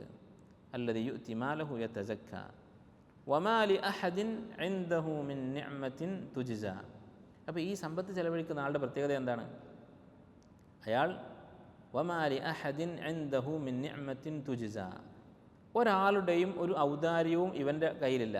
ആരും ഇവന് ഒരു ഔദാര്യവും ചെയ്തു കൊടുത്തിട്ടില്ല. തുജ്സ, പ്രത്യുപകാരം ചെയ്യപ്പെടേണ്ടതായി. അപ്പോൾ നമ്മുടെയൊക്കെ അടുത്ത് മറ്റുള്ളവർ നമുക്ക് നൽകുകയും നമ്മൾ പ്രത്യുപകാരം ചെയ്യേണ്ടതുമായ പല കാര്യങ്ങളും നമ്മുടെ കയ്യിലുണ്ട്. പലരും നമുക്ക് പല സഹായങ്ങളും ചെയ്തു തന്നിട്ടുണ്ട് ജീവിതത്തിലുടനീളം. ഓരോ ദിവസവും നമ്മൾ മറ്റുള്ളവരുടെ പല സഹായങ്ങളും സ്വീകരിക്കുന്നുണ്ട്. അതിനൊക്കെ പ്രത്യുപകാരം ചെയ്യപ്പെടേണ്ടതാണ്. അങ്ങനെ പ്രത്യുപകാരം ചെയ്യപ്പെടേണ്ടതായ ഒരു ഉപകാരവും ഒരാളിൽ നിന്നും ഇവൻ സ്വീകരിച്ചിട്ടില്ല, സമ്പത്ത് ചെലവഴിക്കുന്ന ഈ വ്യക്തി. ഇത് വലിയൊരു അവസ്ഥയെക്കുറിച്ചാണ് പറയുന്നത്. അതായത് സാധാരണ മനുഷ്യന്മാർ ചെയ്യുന്ന പരോപകാരങ്ങൾ, നമ്മളൊക്കെ മറ്റുള്ളവർക്ക് വേണ്ടി ചെയ്യുന്ന കാര്യങ്ങൾ രണ്ട് തരത്തിലുണ്ടാവും. ഒന്ന് മുഖാഫഅത്ത്, മറ്റൊന്ന് ഇഹ്സാൻ. എന്താണ് രണ്ടും തമ്മിൽ വ്യത്യാസം? മുഖാഫത്ത് എന്ന് പറഞ്ഞാൽ ഇങ്ങോട്ട് ചെയ്തതിന് പ്രത്യുപകാരം ചെയ്യുക. അത് ചെയ്യേണ്ട കാര്യമാണ്, അത് ഇസ്ലാം പ്രോത്സാഹിപ്പിച്ചിട്ടുള്ള കാര്യമാണ്. നബി സ്വല്ലല്ലാഹു അലൈഹി വസല്ലം പറഞ്ഞു, മൻ സ്വനഅ ഇലൈക്കും മഅറൂഫൻ, ആരെങ്കിലും നിങ്ങൾക്ക് എന്തെങ്കിലും ഒരു ഉപകാരം ചെയ്താൽ ഫകാഫിഊഹു, അവൻ നിങ്ങൾ പ്രത്യുപകാരം ചെയ്യുക എന്നാണ് നബി സ്വല്ലല്ലാഹു അലൈഹി വസല്ലം പറഞ്ഞത്. എന്തുകൊണ്ടാണ് ഇങ്ങനെ പറയാനുള്ള കാരണം? ഉലമാക്കൾ പറയുന്നത്, നമുക്കൊരാളൊരു ഉപകാരം ചെയ്തു തന്നാൽ നമുക്ക് അയാളോടൊരു വിധേയത്വം ഉണ്ടാകും നമ്മുടെ മനസ്സിൽ. ഒരു കവി പറഞ്ഞതുപോലെ, അഹ്സിൻ ഇലന്നാസി തസ്തഅബിദ് ഖുലൂബഹും റുബ്ബമാ ഇസ്തഅബദൽ ഇൻസാന ഇഹ്സാനു. ജനങ്ങൾക്ക് ഉപകാരം ചെയ്തു കൊടുക്കുക, അവരെ നിനക്ക് അടിമയാക്കാം. മനുഷ്യൻ അവന് ഉപകാരം ചെയ്തു കൊടുക്കുന്നവൻ്റെ അടിമയാണ്. അല്ല, ഒരാൾ നമുക്കൊരു ഉപകാരം ചെയ്തു തന്നാൽ അവനോട് നമ്മുടെ മനസ്സിലൊരു വിധേയത്വം ഉണ്ടാകും. അങ്ങനെ ഉണ്ടായാൽ എന്ത് സംഭവിക്കും? പിന്നീട് നമ്മൾ ഇവനോട് നല്ല സ്വഭാവത്തിൽ പെരുമാറുന്നതും ഇടപഴകുന്നതും അദബ് കാണിക്കുന്നതും ഒക്കെ ഈ ചെയ്ത ഉപകാരത്തിൻ്റെ പേരിലായിരിക്കും. ഒരു ഉദാഹരണത്തിന്, ഒരാൾ നമുക്ക് എന്തെങ്കിലും ഉപകാരം ചെയ്തു എന്ന് വിചാരിക്കാം. അത് പണം തന്നെ ആയിക്കൊള്ളണമെന്നില്ല. ചിലപ്പോൾ നമുക്ക് വേണ്ടിയിട്ട് റെക്കമെൻഡേഷൻ ചെയ്തതായിരിക്കാം, അല്ലെങ്കിൽ നമ്മോട് ചിലപ്പോൾ ഒരു നല്ല വാക്ക് പറഞ്ഞതായിരിക്കാം, ഇങ്ങനെ എന്തെങ്കിലും ഒരു ഉപദേശം നൽകിയതായിരിക്കാം. ഏതെങ്കിലും തരത്തിൽ നമുക്ക് ഉപകാരം ചെയ്ത ഒരാൾ അവിടെ നിൽക്കുന്നുണ്ട്. അങ്ങനെയുള്ള ഒരാൾ, വേറൊരാളുണ്ട്, രണ്ടാളുണ്ട് അവിടെ ഒരു സ്ഥലത്ത്. നമ്മളടുത്ത് നടന്നു പോകുമ്പോൾ, ഇവരുടെ അടുത്തൂടെ നടന്നു പോകുമ്പോൾ നമ്മൾ ആരോടാണ് കൂടുതൽ സ്നേഹത്തോടെ സലാം പറയുകയും വിശേഷങ്ങൾ ചോദിക്കുകയൊക്കെ ചെയ്യുക? ഈ ഉപകാരം ചെയ്ത ആളോടായിരിക്കും. മറ്റവനോട് നമ്മൾ ചെറിയൊരു അവഗണന കാണിക്കും, അല്ലെങ്കിൽ താരതമ്യേന പരിഗണന കുറവായിരിക്കും. അപ്പോൾ ഇവിടെ അത് തെറ്റല്ല, അങ്ങനെ ചെയ്യുന്നത് തെറ്റല്ല, അങ്ങനെ ചെയ്യണം. അഥവാ നമുക്ക് ഉപകാരം ചെയ്തവനെ നമ്മൾ പരിഗണിക്കണം. കാരണം അത് ഈ പറഞ്ഞതിൻ്റെ ഭാഗമാണ്. ഫകാഫിഊഹു, പ്രത്യുപകാരം എന്നതിൽപ്പെട്ടതാണ്. പക്ഷേ അവൻ ഉപകാരം ചെയ്തപ്പോൾ തന്നെ അവന് പ്രത്യുപകാരം ചെയ്ത് അവനെ പിരിച്ചു വിട്ടിരുന്നെങ്കിലോ, ഈ വഴിയിൽ വെച്ച് കാണുന്ന സമയത്ത് നമുക്ക് പൂർണ്ണമായും അള്ളാഹുവിന് വേണ്ടി ഇഖ്ലാസോടുകൂടി ഈ രണ്ടു പേരോടും ഒരുപോലെ പെരുമാറാമായിരുന്നു. അതുകൊണ്ടാണ് നബി സ്വല്ലല്ലാഹു അലൈഹി വസല്ലം പഠിപ്പിച്ചത്, മൻ സനഅ ഇലൈക്കും മഅറൂഫൻ ഫകാഫിഊഹു ഫഇൻ ലം തജിദു മാ തുകാഫിഊഹു ഫദ്ഉ ലഹു ഹത്താ തുറൗ അന്നകും ഖദ് കാഫഅതുമു. അവന് ഉപകാരം ചെയ്തു കൊടുക്കാൻ ഒന്നും കയ്യിലില്ലെങ്കിലോ അവന് വേണ്ടി പ്രാർത്ഥിക്കുക. അവൻ ഇങ്ങോട്ട് തന്ന ഉപകാരത്തിന് പകരമായി എന്ന് തോന്നുന്നത് വരെ പ്രാർത്ഥിച്ചുകൊണ്ടിരിക്കുക. പ്രാർത്ഥിക്കുക എന്ന് പറയുമ്പോൾ ഒരൊറ്റ വാക്കിൽ പ്രാർത്ഥിച്ചാൽ പോരാ. അവൻ എനിക്ക് വേണ്ടി ചെയ്തത് എന്താണോ അതിന് പകരമായി എന്ന് തോന്നുന്നത് വരെ പ്രാർത്ഥിക്കുക എന്ന് നബി സ്വല്ലല്ലാഹു അലൈഹി വസല്ലം പറയുകയുണ്ടായി. ഈ ആയത്തുകൾ അല്ലദീ യുഅ്തി മാലഹു യതസക്ക എന്ന് പറഞ്ഞ ആയത്ത്, അതുപോലെ തന്നെ അതിന് മുമ്പ് വസയുജന്നബുഹൽ അത്ഖ അല്ലദീ യുഅ്തി മാലഹു യതസക്ക വമാ ലി അഹദിൻ ഇൻദഹു മിൻ നിഅമത്തിൻ തുജ്സ ഇല്ല ഇബ്തിഗാഅ വജ്ഹി റബ്ബിഹിൽ അഅല വലസൗഫ യർദ. ഈ 5 ആയത്തുകൾ ഇത് അബൂബക്കർ റളിയല്ലാഹുവിനെ കുറിച്ച് ഇറങ്ങിയതാണ്, അല്ലേ? അദ്ദേഹത്തിൻ്റെ അടുക്കൽ മറ്റാരും അദ്ദേഹത്തോട് ചെയ്തൊരു ഉപകാരവും ബാക്കിയില്ല. അദ്ദേഹം പ്രത്യുപകാരം ചെയ്യാത്തതായിട്ടൊന്നും ബാക്കിയില്ല. അപ്പോൾ അദ്ദേഹം ചെയ്യുന്ന സ്വതക്കയെല്ലാം എന്താണ്? ഇല്ല ഇബ്തിഗാഅ വജ്ഹി റബ്ബിഹിൽ അഅല, ഏറ്റവും ഉന്നതനായ അള്ളാഹുവിൻ്റെ വജ്ഹ് ഉദ്ദേശിച്ച് മാത്രമാണ്. അപ്പോൾ അബൂബക്കർ റളിയല്ലാഹു ആരോടും ഒരു പ്രത്യുപകാരവും ചെയ്യാനില്ല. വലസൗഫ യർദ, അദ്ദേഹം തൃപ്തിപ്പെടുന്നതാണ് ഭാവിയിൽ. അഥവാ അള്ളാഹു അദ്ദേഹത്തിന് നൽകാനിരിക്കുന്ന പ്രതിഫലം അത് നൽകി കഴിയുമ്പോൾ അദ്ദേഹത്തിന് തൃപ്തിയാകും, അത്രയും വലിയ പ്രതിഫലമായിരിക്കും എന്ന് പറഞ്ഞു. ഇത് അബൂബക്കർ സിദ്ദീഖ് റളിയല്ലാഹു അൻഹുവിൻ്റെ കാര്യത്തിൽ ഇറങ്ങിയതാണ്. അദ്ദേഹത്തിന് മാത്രം ബാധകമല്ല, ഈ സ്വഭാവമുള്ളവർക്ക് എല്ലാവർക്കും ബാധകമാണ്.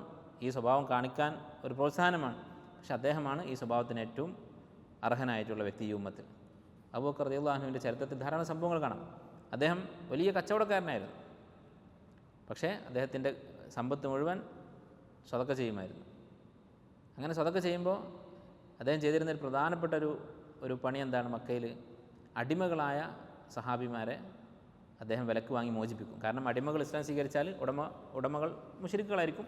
അവർ ക്രൂരമായി പീഡിപ്പിക്കും. അപ്പോൾ അവരെയൊക്കെ വില കൊടുത്ത് വാങ്ങി മോചിപ്പിക്കും. അപ്പോൾ അദ്ദേഹത്തിൻ്റെ ഉപ്പ അബൂ ഖുഹാഫ റളിയല്ലാഹു അൻഹു, അദ്ദേഹം അന്ന് മുസ്ലിമല്ല. അപ്പോൾ അദ്ദേഹം മകനെ ഉപദേശിക്കുകയാണ്, ഒരുപാട് സമ്പത്ത് നീ ചിലവഴിക്കുന്നുണ്ട് ഈ അടിമകളെ വാങ്ങി മോചിപ്പിക്കാൻ വേണ്ടിയിട്ട്. ഇനി നിനക്ക് ഇങ്ങനെ ചെയ്തേ മതിയാവുമെന്നുണ്ടെങ്കിൽ, അത്രയും വാശിയാണെങ്കിൽ എന്ത് ചെയ്യുക, കുറച്ച് ആരോഗ്യമുള്ള അടിമകളെ വാങ്ങി മോചിപ്പിക്കുക. അങ്ങനെയാണെങ്കിൽ എന്തെങ്കിലും ഒരു ആവശ്യം വരുമ്പോൾ ആരെങ്കിലും തന്നെ തല്ലാൻ വന്നാൽ ഒരു സഹായത്തിന് ഇവരെ വിളിക്കുകയെങ്കിലും ചെയ്യാം. അപ്പോൾ അബൂബക്കർ റളിയല്ലാഹു അൻഹു അത് സ്വീകരിക്കുമായിരുന്നില്ല. ആ അഭിപ്രായം അദ്ദേഹം തിരിഞ്ഞു നോക്കുമായിരുന്നില്ല. ആവശ്യമുള്ള ആളാരാണോ, കൂടുതൽ പീഡിപ്പിക്കപ്പെടുന്ന ആരാണോ അവരെ വാങ്ങി അദ്ദേഹം മോചിപ്പിക്കുമായിരുന്നു. അതുപോലെ തന്നെ അദ്ദേഹത്തിൻ്റെ സ്വതക്കയുടെ ഉദാഹരണങ്ങൾ ധാരാളം ചരിത്രത്തിൽ കാണാം. നമുക്ക് എല്ലാവർക്കും അറിയാവുന്നതാണ്. നബി സല്ലല്ലാഹു അലൈഹി വസല്ലം ഒരിക്കൽ സ്വതക്ക ചെയ്യാൻ ആവശ്യപ്പെട്ടു. യുദ്ധമോ മറ്റോ അങ്ങനെ എന്തെങ്കിലും ഒരു അടിയന്തര ഘട്ടത്തിലായിരിക്കും. അപ്പോൾ ഉമർ റളിയല്ലാഹു അൻഹു പറയുകയാണ്, ഞാൻ ഇന്ന് അബൂബക്കറിനെ തോൽപ്പിക്കും എന്ന് വിചാരിച്ചിട്ട് കയ്യിലുള്ള സമ്പത്തിൻ്റെ പകുതി കൊണ്ടുവന്നു. അപ്പോൾ അബൂബക്കർ റളിയല്ലാഹു അൻഹു വന്നിട്ടുണ്ട്. എന്താണ് വീട്ടിൽ ബാക്കിയുള്ളത് എന്നാണ് നബി സല്ലല്ലാഹു അലൈഹി വസല്ലം ചോദിക്കുന്നത്. എത്രയാണ് കൊണ്ടുവന്നതെന്നല്ല, എന്താണ് ബാക്കിയുള്ളതെന്നാണ്. കാരണം കൂടുതലും കൊണ്ടുവന്നിട്ടുണ്ടാകുമെന്ന് ഉറപ്പാണ്. അല്ല, കൂടുതലുള്ളതിനെക്കുറിച്ചാണല്ലോ, പിന്നെ കുറച്ചുള്ളതിനെക്കുറിച്ചാണല്ലോ ചോദിക്കുന്നത്. എന്താണ് വീട്ടിൽ ബാക്കിയുള്ളത്? അപ്പോൾ അബൂബക്കർ റളിയല്ലാഹു അൻഹു പറഞ്ഞത് അല്ലാഹു റസൂലുഹു, അള്ളാഹു റസൂലേ ഉള്ളൂ എന്ന് പറഞ്ഞാൽ ഈമാനും ദീനും ഒക്കെ ഉള്ളൂ ബാക്കി, ദുനിയാവിൻ്റെ യാതൊരു സമ്പത്തും വീട്ടിൽ ബാക്കിയില്ല എന്ന് പറഞ്ഞു. അതുപോലെ തന്നെ മറ്റൊരു സംഭവം ചരിത്രത്തിൽ കാണാം. ഹുദൈബിയ സന്ധിയുടെ സന്ദർഭത്തിൽ അബൂബക്കർ റളിയല്ലാഹു അൻഹുവിൻ്റെ ഈ പരോപകാരം അത് തൻ്റെ നാട് കടന്ന് ദൂര നാടുകളിലേക്കും അതുപോലെ തന്നെ മിസ്കീന്മാർ കഴിഞ്ഞ് പണക്കാരെ വരെ അദ്ദേഹം സഹായിക്കുമായിരുന്നു എന്ന് മനസ്സിലാക്കി തരുന്ന സംഭവമാണ്. ഹുദൈബിയ സന്ധിയിൽ നബിയും സഹാബത്തും സല്ലല്ലാഹു അലൈഹി വസല്ലം മദീനയിൽ നിന്ന് ഉംറ ചെയ്യാൻ വേണ്ടിയിട്ട് മക്കയിലേക്ക് പുറപ്പെട്ടിരിക്കുകയാണ്. അതാണ് ഹുദൈബിയ സന്ധിയുടെ തുടക്കം. അങ്ങനെ ഹുദൈബിയ എന്ന് പറയുന്ന സ്ഥലത്ത് വെച്ച് മക്കയിലെത്തുന്നതിന് മുമ്പായി അവരെ തടയുകയുണ്ടായി. മുശ്രിക്കുകൾ അവരെ തടഞ്ഞു, ഉംറ ചെയ്യാൻ പറ്റില്ല എന്ന് പറഞ്ഞു. അങ്ങനെ അവിടെ വെച്ച് അവരൊരു സന്ധി ഉണ്ടാക്കി, അടുത്ത വർഷം ഉംറ ചെയ്യാം എന്നുള്ള കരാറിൽ അവർ മടങ്ങിപ്പോവുകയാണ്. അപ്പോൾ ഈ കരാർ ഉണ്ടാക്കുന്നതുമായി ബന്ധപ്പെട്ട് ചർച്ച നടക്കുകയാണ് അവിടെ. അങ്ങനെ ചർച്ച നടക്കുമ്പോൾ ചെറിയ തരത്തിലൊരു പ്രശ്നമുണ്ടായി. അങ്ങോട്ടും ഇങ്ങോട്ടും തർക്കമായി. ചർച്ചയിലെ വ്യവസ്ഥയെക്കുറിച്ച്, കരാർ വ്യവസ്ഥകളെക്കുറിച്ചൊക്കെ പ്രശ്നമുണ്ടായി. അങ്ങനെ ശബ്ദമുയർത്തി സംസാരിക്കാൻ തുടങ്ങി രണ്ടു കൂട്ടരും. അപ്പോൾ മുശ്രിക്കുകളുടെ ഭാഗത്തു നിന്ന് സംസാരിക്കുന്നത് ഉർവത്ത് ബിൻ മസ്ഊദ് അസ്സഖഫി എന്ന് പറയുന്ന സഖീഫ് ഗോത്രക്കാരനായ സഹാബിയാണ്. പിൽക്കാലത്ത് അദ്ദേഹം മുസ്ലിമായി, അദ്ദേഹം അന്ന് മുശ്രിക്കാണ്. അപ്പോൾ ഉർവത്ത് ബിൻ മസ്ഊദ് എന്ന് പറയുന്നത് സഖീഫ് ഗോത്രത്തിലെ വലിയ നേതാവാണ്, പ്രമാണിയാണ്. സഖീഫ് ഗോത്രം എവിടെയാണ്? തായിഫിലാണ് അവരുടെ നാട്. അപ്പോൾ ഇദ്ദേഹം ഈ വാക്ക് തർക്കത്തിനിടയിൽ സഹാബത്തിനെ കുറിച്ച് ഒരു മോശം വാക്ക് ഉപയോഗിച്ചു. അദ്ദേഹം പറഞ്ഞു, റസൂലിനോട് പറയുകയാണ്, നിൻ്റെ ചുറ്റും നിൽക്കുന്ന ഈ ആളുകളെ കണ്ട് നീ സംസാരിക്കണ്ട, ഒരു പ്രശ്നം ഉണ്ടായാൽ ഇവരൊക്കെ നിന്നെ വിട്ട് ഓടിപ്പോകും എന്ന് പറഞ്ഞു. അൻസാരികളായ സഹാബത്തിനെ പറ്റി, മദീനയിൽ നിന്ന് വന്ന അൻസാരികളെക്കുറിച്ച്. അപ്പോൾ അബൂബക്കർ റളിയല്ലാഹു അൻഹു ദേഷ്യം പിടിച്ചു. അദ്ദേഹം തിരിച്ച് ഒരു വാക്ക് പറഞ്ഞു. അത് ഇങ്ങനെ ഒരു സദസ്സിൽ നമുക്ക് പറയാൻ പറ്റാത്ത വാക്കാണ്. വളരെ കടുത്ത ഒരു തെറി അബൂബക്കർ റളിയല്ലാഹു അൻഹു വിളിച്ചു ഈ ഉർവത്ത് ബിൻ മസ്ഊദിനെ. അപ്പോൾ സാധാരണഗതിയിൽ തെറി പറയാൻ പാടില്ല, പക്ഷേ ഒരു അള്ളാഹുവിൻ്റെ ദീനിൻ്റെ ഒരു ചിഹ്നത്തെ, അള്ളാഹുവിൻ്റെ ദീനിനെയും ദീനിൻ്റെ പോരാളികളായ ഈ സഹാബത്തിനെയും പരിഹസിച്ച സന്ദർഭത്തിൽ അതിനുള്ളൊരു പ്രതികാരം എന്നുള്ള നിലക്ക് അബൂബക്കർ റളിയല്ലാഹു അൻഹു ആ വാക്ക് ഉപയോഗിച്ചു, വളരെ കടുത്തൊരു വാക്ക്. അത് പറഞ്ഞപ്പോൾ ഈ ഉർവത്ത് ബിൻ മസ്ഊദ് സഖഫി റളിയല്ലാഹു അൻഹു അദ്ദേഹം പറഞ്ഞൊരു വാക്കുണ്ട്. എന്താണ്? ലൗല യദുൻ ലക ഇൻദി ലം അജ്സിക ബിഹ. നീ എനിക്കൊരു ഉപകാരം ചെയ്തു തന്നിട്ടുണ്ട് പണ്ട് കാലത്ത്, അതിന് ഞാൻ പ്രത്യുപകാരം ചെയ്തിട്ടില്ല. അങ്ങനെ ഒരു സംഭവം അവിടെ ഉണ്ട്. അതില്ലായിരുന്നെങ്കിൽ ല അജബ്തുക്, ഞാനതിന് മറുപടി പറയുമായിരുന്നു. അപ്പോൾ ഒരിക്കലും ഒരു മനുഷ്യന് സഹിക്കാൻ പറ്റാത്തൊരു തെറിയാണ് അബൂബക്കർ റളിയല്ലാഹു അൻഹു പറഞ്ഞത്. പക്ഷെ അത് കേട്ടപ്പോൾ ഈ മുശ്രിക്കായ മനുഷ്യന് തിരിച്ച് മറുപടി പറയാൻ എന്താണ് തടസ്സം? പണ്ടൊരു ഉപകാരം നീ ചെയ്തിട്ടുണ്ട്, അതിന് ഞാൻ പ്രത്യുപകാരം ചെയ്തിട്ടില്ല എന്ന് അബൂബക്കർ റളിയല്ലാഹു അൻഹു പറഞ്ഞു. അപ്പോൾ ആലോചിച്ച് നോക്കൂ, ഈ ത്വായിഫുകാരനായ പണക്കാരനായ, മക്കയിൽ നിന്ന് ത്വായിഫിലേക്ക് അടുത്താണെങ്കിലും അത്യാവശ്യം ദൂരമുണ്ട്. പണ്ട് കാലത്ത് ഒരു യാത്രയാണ് മക്കയിൽ നിന്ന് ത്വായിഫിലേക്ക് പോവുക എന്ന് പറയുന്നത്. അപ്പോൾ ആ നാട്ടിലുള്ള അവിടെയുള്ള വലിയ സമ്പന്നനായ പ്രമാണിയായ ഒരാൾക്ക് വരെ വലിയൊരു തെറി കേട്ടിട്ടും മറുപടി പറയാൻ പറ്റാത്ത രീതിയിൽ അയാൾ ഉണ്ടാതായിപ്പോയ തരത്തിലുള്ള ഒരു ഉപകാരം, വലിയൊരു ഉപകാരം അബൂബക്കർ സിദ്ദീഖ് റളിയല്ലാഹു അൻഹു ചെയ്തു കൊടുത്തിരുന്നു. അപ്പോൾ എത്രമാത്രം അദ്ദേഹം ഔദാര്യവാനായിരുന്നു എന്ന് ഇതിൽ നിന്ന് മനസ്സിലാക്കാം. അങ്ങനെ അള്ളാഹുവിൻ്റെ വജ്ഹ് മാത്രം ഉദ്ദേശിച്ച് സദഖ ചെയ്യുന്നവർ വല സൗഫ യർളാ, അവരുടെ പ്രതിഫലം തൃപ്തികരമായിരിക്കും. അവർക്ക് തൃപ്തി ഉണ്ടാകുന്ന തരത്തിലുള്ള തരത്തിലുള്ള പ്രതിഫലം അള്ളാഹു സുബ്ഹാനഹു വ തആല നൽകും. അത് ദുനിയാവിലും ആഖിറത്തിലും. അല്ല, ഇത് ആഖിറത്തിലെന്ന് അള്ളാഹു തആല പറഞ്ഞിട്ടില്ല. അപ്പോൾ അള്ളാഹു സുബ്ഹാനഹു വ തആല നൽകുന്ന ഒരു പ്രതിഫലമാണ് റിള എന്ന് പറയുന്നത്, മനസ്സിൽ തൃപ്തി ഉണ്ടാവുക എന്നുള്ളത്. അപ്പോൾ ദുനിയാവിൽ തന്നെ ഒരു സ്വാലിഹായ മനുഷ്യന്, തഖ്വയുള്ളൊരു മനുഷ്യന്, സ്വതക്ക ചെയ്യുന്ന മനുഷ്യന്, സ്വന്തത്തെ ശുദ്ധീകരിച്ചിട്ടുള്ള ഒരാൾക്ക് അള്ളാഹുവിനെക്കുറിച്ചുള്ള തൃപ്തി ഉണ്ടാകും. അത് വലിയൊരു നിഅമത്താണ് അല്ലേ? അള്ളാഹുവിനെക്കുറിച്ചും അള്ളാഹു നൽകിയ അനുഗ്രഹങ്ങളെക്കുറിച്ചും തൃപ്തി ഉണ്ടാവുക എന്നുള്ളതാണ് ഏറ്റവും വലിയ നിഅമത്ത് എന്ന് പറയുന്നത്. അതുള്ളവൻ അവനാണ് യഥാർത്ഥ സമ്പന്നൻ. അല്ല, ചിലപ്പോൾ ഒരാൾക്ക് ഒരുപാട് സമ്പത്തുണ്ടാകും, പക്ഷെ അവന് കിട്ടിയതൊന്നും തൃപ്തിയില്ല. മറ്റൊരാൾ ദരിദ്രനായിരിക്കും, പക്ഷെ അവന് അള്ളാഹു നൽകിയതിൽ തൃപ്തി ഉണ്ടെങ്കിലോ ഈ സമ്പന്നനേക്കാളും സുഖമായി ജീവിക്കുക ഈ ദരിദ്രനായിരിക്കും. അത് നമ്മൾ കുട്ടികളുടെ ഇടയിലൊക്കെ അത് കാണാം അല്ലേ? ചില കുട്ടികൾക്ക് നമ്മൾ എന്തെങ്കിലും ഒരു സാധനം വിതരണം ചെയ്തെന്ന് വിചാരിക്കാം കുട്ടികൾക്കിടയിൽ. അപ്പോൾ ചെറിയൊരു മുട്ടായി കിട്ടിയാൽ വളരെ സന്തോഷിച്ച് ആഹ്ലാദം പ്രകടിപ്പിക്കുന്ന കുട്ടികളുണ്ടാവും. എന്ത് കിട്ടിയാലും മതിയാവാത്തവരുണ്ടാവും. ഈ മതിയാവാത്തവൻ്റെ ജീവിതം നോക്കിയാൽ മതി, അവനെന്നും പ്രയാസമായിരിക്കും. അവനെന്ത് കിട്ടിയാലും തൃപ്തിയില്ല. എന്നാൽ എന്ത് ചെറുത് കിട്ടിയാലും സന്തോഷിക്കുന്ന ആളുകൾ നോക്കും, അവരെന്നും സന്തോഷത്തിലായിരിക്കും. കാരണം ചെറിയ കാര്യങ്ങളൊന്നും കിട്ടും. എത്ര വലുത് കിട്ടിയാലും സന്തോഷിക്കാത്തവനോ അവനൊരിക്കലും സന്തോഷിക്കാൻ സാധിക്കുകയുമില്ല. അപ്പോൾ അല്ലാഹു തആല നൽകുന്ന ഒരു വലിയ അനുഗ്രഹമാണ്, ഒരു പ്രതിഫലമാണ് അവനെക്കുറിച്ചുള്ള തൃപ്തി, റിള എന്ന് പറയുന്നത്. അതിനുള്ള മാർഗ്ഗമാണ് ഇഖ്ലാസോടുകൂടി അമലുകൾ ചെയ്യുക, സദഖ ചെയ്യുക, അതുപോലെ തഖ്വയോടെ ജീവിക്കുക എന്നുള്ളതൊക്കെ. അപ്പോൾ ഈ സൂറത്തിൻ്റെ ആശയങ്ങളുടെ ഒരു ചുരുക്കം ഇതാണ്.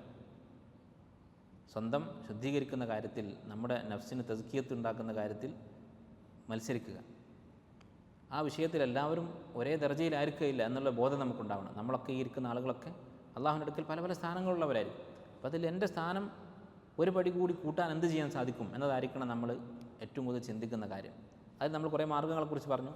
ഇഖ്ലാസും ഇഹ്സാനും, അതുപോലെ തന്നെ അമലുകൾ വർദ്ധിപ്പിക്കാൻ ശ്രമിക്കുക, നേരത്തെ ചെയ്യാൻ ശ്രമിക്കുക, അതുപോലെ ഏറ്റവും നല്ല അമലേതാണെന്ന് അന്വേഷിച്ച് പഠിച്ച് അത് ചെയ്യുക, അതുപോലെ ഉമ്മത്തിൻ്റെ ആവശ്യം എന്താണെന്ന് മനസ്സിലാക്കി പ്രവർത്തിക്കുക, മറ്റുള്ളവർക്ക് ഉപകാരപ്രദമാകുന്ന കാര്യങ്ങൾ അമലുകൾ ചെയ്യുക. ഇതൊക്കെ പ്രധാനപ്പെട്ട കാര്യങ്ങളാണ്.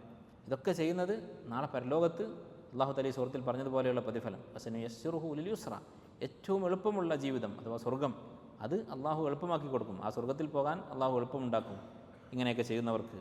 ഈ സൂറത്ത് ഒരിക്കൽ ഉമർ ഇബ്നു അബ്ദുൽ അസീസ് റഹിമഹുല്ല, അറിയപ്പെട്ട ഭരണാധികാരിയും വലിയ സാഹിദുമൊക്കെ ആയിരുന്ന മഹാൻ, അദ്ദേഹം നമസ്കാരത്തിൽ ഈ സൂറത്ത് ഓതി നരകത്തെക്കുറിച്ച് പറയുന്ന ആയത്ത് ഫഅൻദർതുകും നാറൻ തലദ്ദ എന്നുള്ള ഈ ആയത്ത് എത്തിയപ്പോൾ അദ്ദേഹം കരഞ്ഞു. അദ്ദേഹത്തിന് തുടർന്ന് ഓതാൻ സാധിക്കുന്നില്ല. അങ്ങനെ വീണ്ടും ഈ സൂറത്തിൻ്റെ തുടക്കം മുതൽ ഓതി, വല്ലൈലി ഇദാ യഗ്ഷാ എന്നുകൊണ്ട് വീണ്ടും ഓതി. അവിടെ എത്തിയപ്പോൾ വീണ്ടും നിന്നു, മൂന്നാമത് ഓതി. അങ്ങനെ മൂന്നാമത്തെ പ്രാവശ്യം ഈ ആയത്ത് എത്തിയപ്പോൾ അദ്ദേഹം വീണ്ടും തുടർന്ന് ഓതാൻ സാധിക്കാതെ ഈ സൂറത്ത് അവിടെ നിർത്തി മറ്റൊരു സൂറത്ത് ഓതി നമസ്കാരം പൂർത്തിയാക്കിയെന്ന് അദ്ദേഹത്തിൻ്റെ ചരിത്രത്തിൽ കാണാം. അപ്പോൾ പരലോകത്തിൻ്റെ ഗൗരവം, നരകം എന്ന് പറഞ്ഞാൽ അല്ലാഹു തആല ഈ നരകത്തെക്കുറിച്ച് പറഞ്ഞ് താക്കീത് ചെയ്യുകയാണ്. അതെത്ര ഗൗരവമുള്ളതാണ്. അല്ലാഹു സുബ്ഹാനഹു വ തആലയാണ് പറയുന്നത് നരകത്തിൻ്റെ ഗൗരവം. ഫഅൻദർതുകും നാറൻ തലദ്ദ, ഈ പറയുന്ന കാര്യങ്ങളൊക്കെ ചെയ്യാൻ നിങ്ങൾക്ക് ഒരു കാരണമായിട്ട് ഞാൻ നിങ്ങളെ താക്കീത് ചെയ്യുകയാണ്. നരകം ഇതൊന്നും ചെയ്തിട്ടില്ലെങ്കിൽ നരകത്തിലായിരിക്കും, തഖ്വയില്ലെങ്കിൽ നരകത്തിലായിരിക്കും. ഈ താക്കീത്, അതിൻ്റെ ഗൗരവം മനസ്സിലാക്കുക. അത് മനസ്സിലാക്കിക്കൊണ്ട് അള്ളാഹുവിനോട് അടുക്കാൻ, നമ്മുടെ സ്വന്തത്തെ ശുദ്ധീകരിക്കാനുള്ള മാർഗ്ഗങ്ങൾ പരമാവധി നമ്മളുടെ ജീവിതത്തിൽ കൊണ്ടുവരാനും ഉൾക്കൊള്ളാനും പരിശ്രമിക്കുക. അല്ലാഹു സുബ്ഹാനഹു വ തആല നമുക്ക് അതിനുള്ള തൗഫീഖ് നൽകി അനുഗ്രഹിക്കുമാറാകട്ടെ. സുബ്ഹാനക അല്ലാഹുമ്മ ബിഹംദിക അശ്ഹദു അൻ ലാ ഇലാഹ ഇല്ല അൻത അസ്തഗ്ഫിറുക വ അതൂബു ഇലൈക്.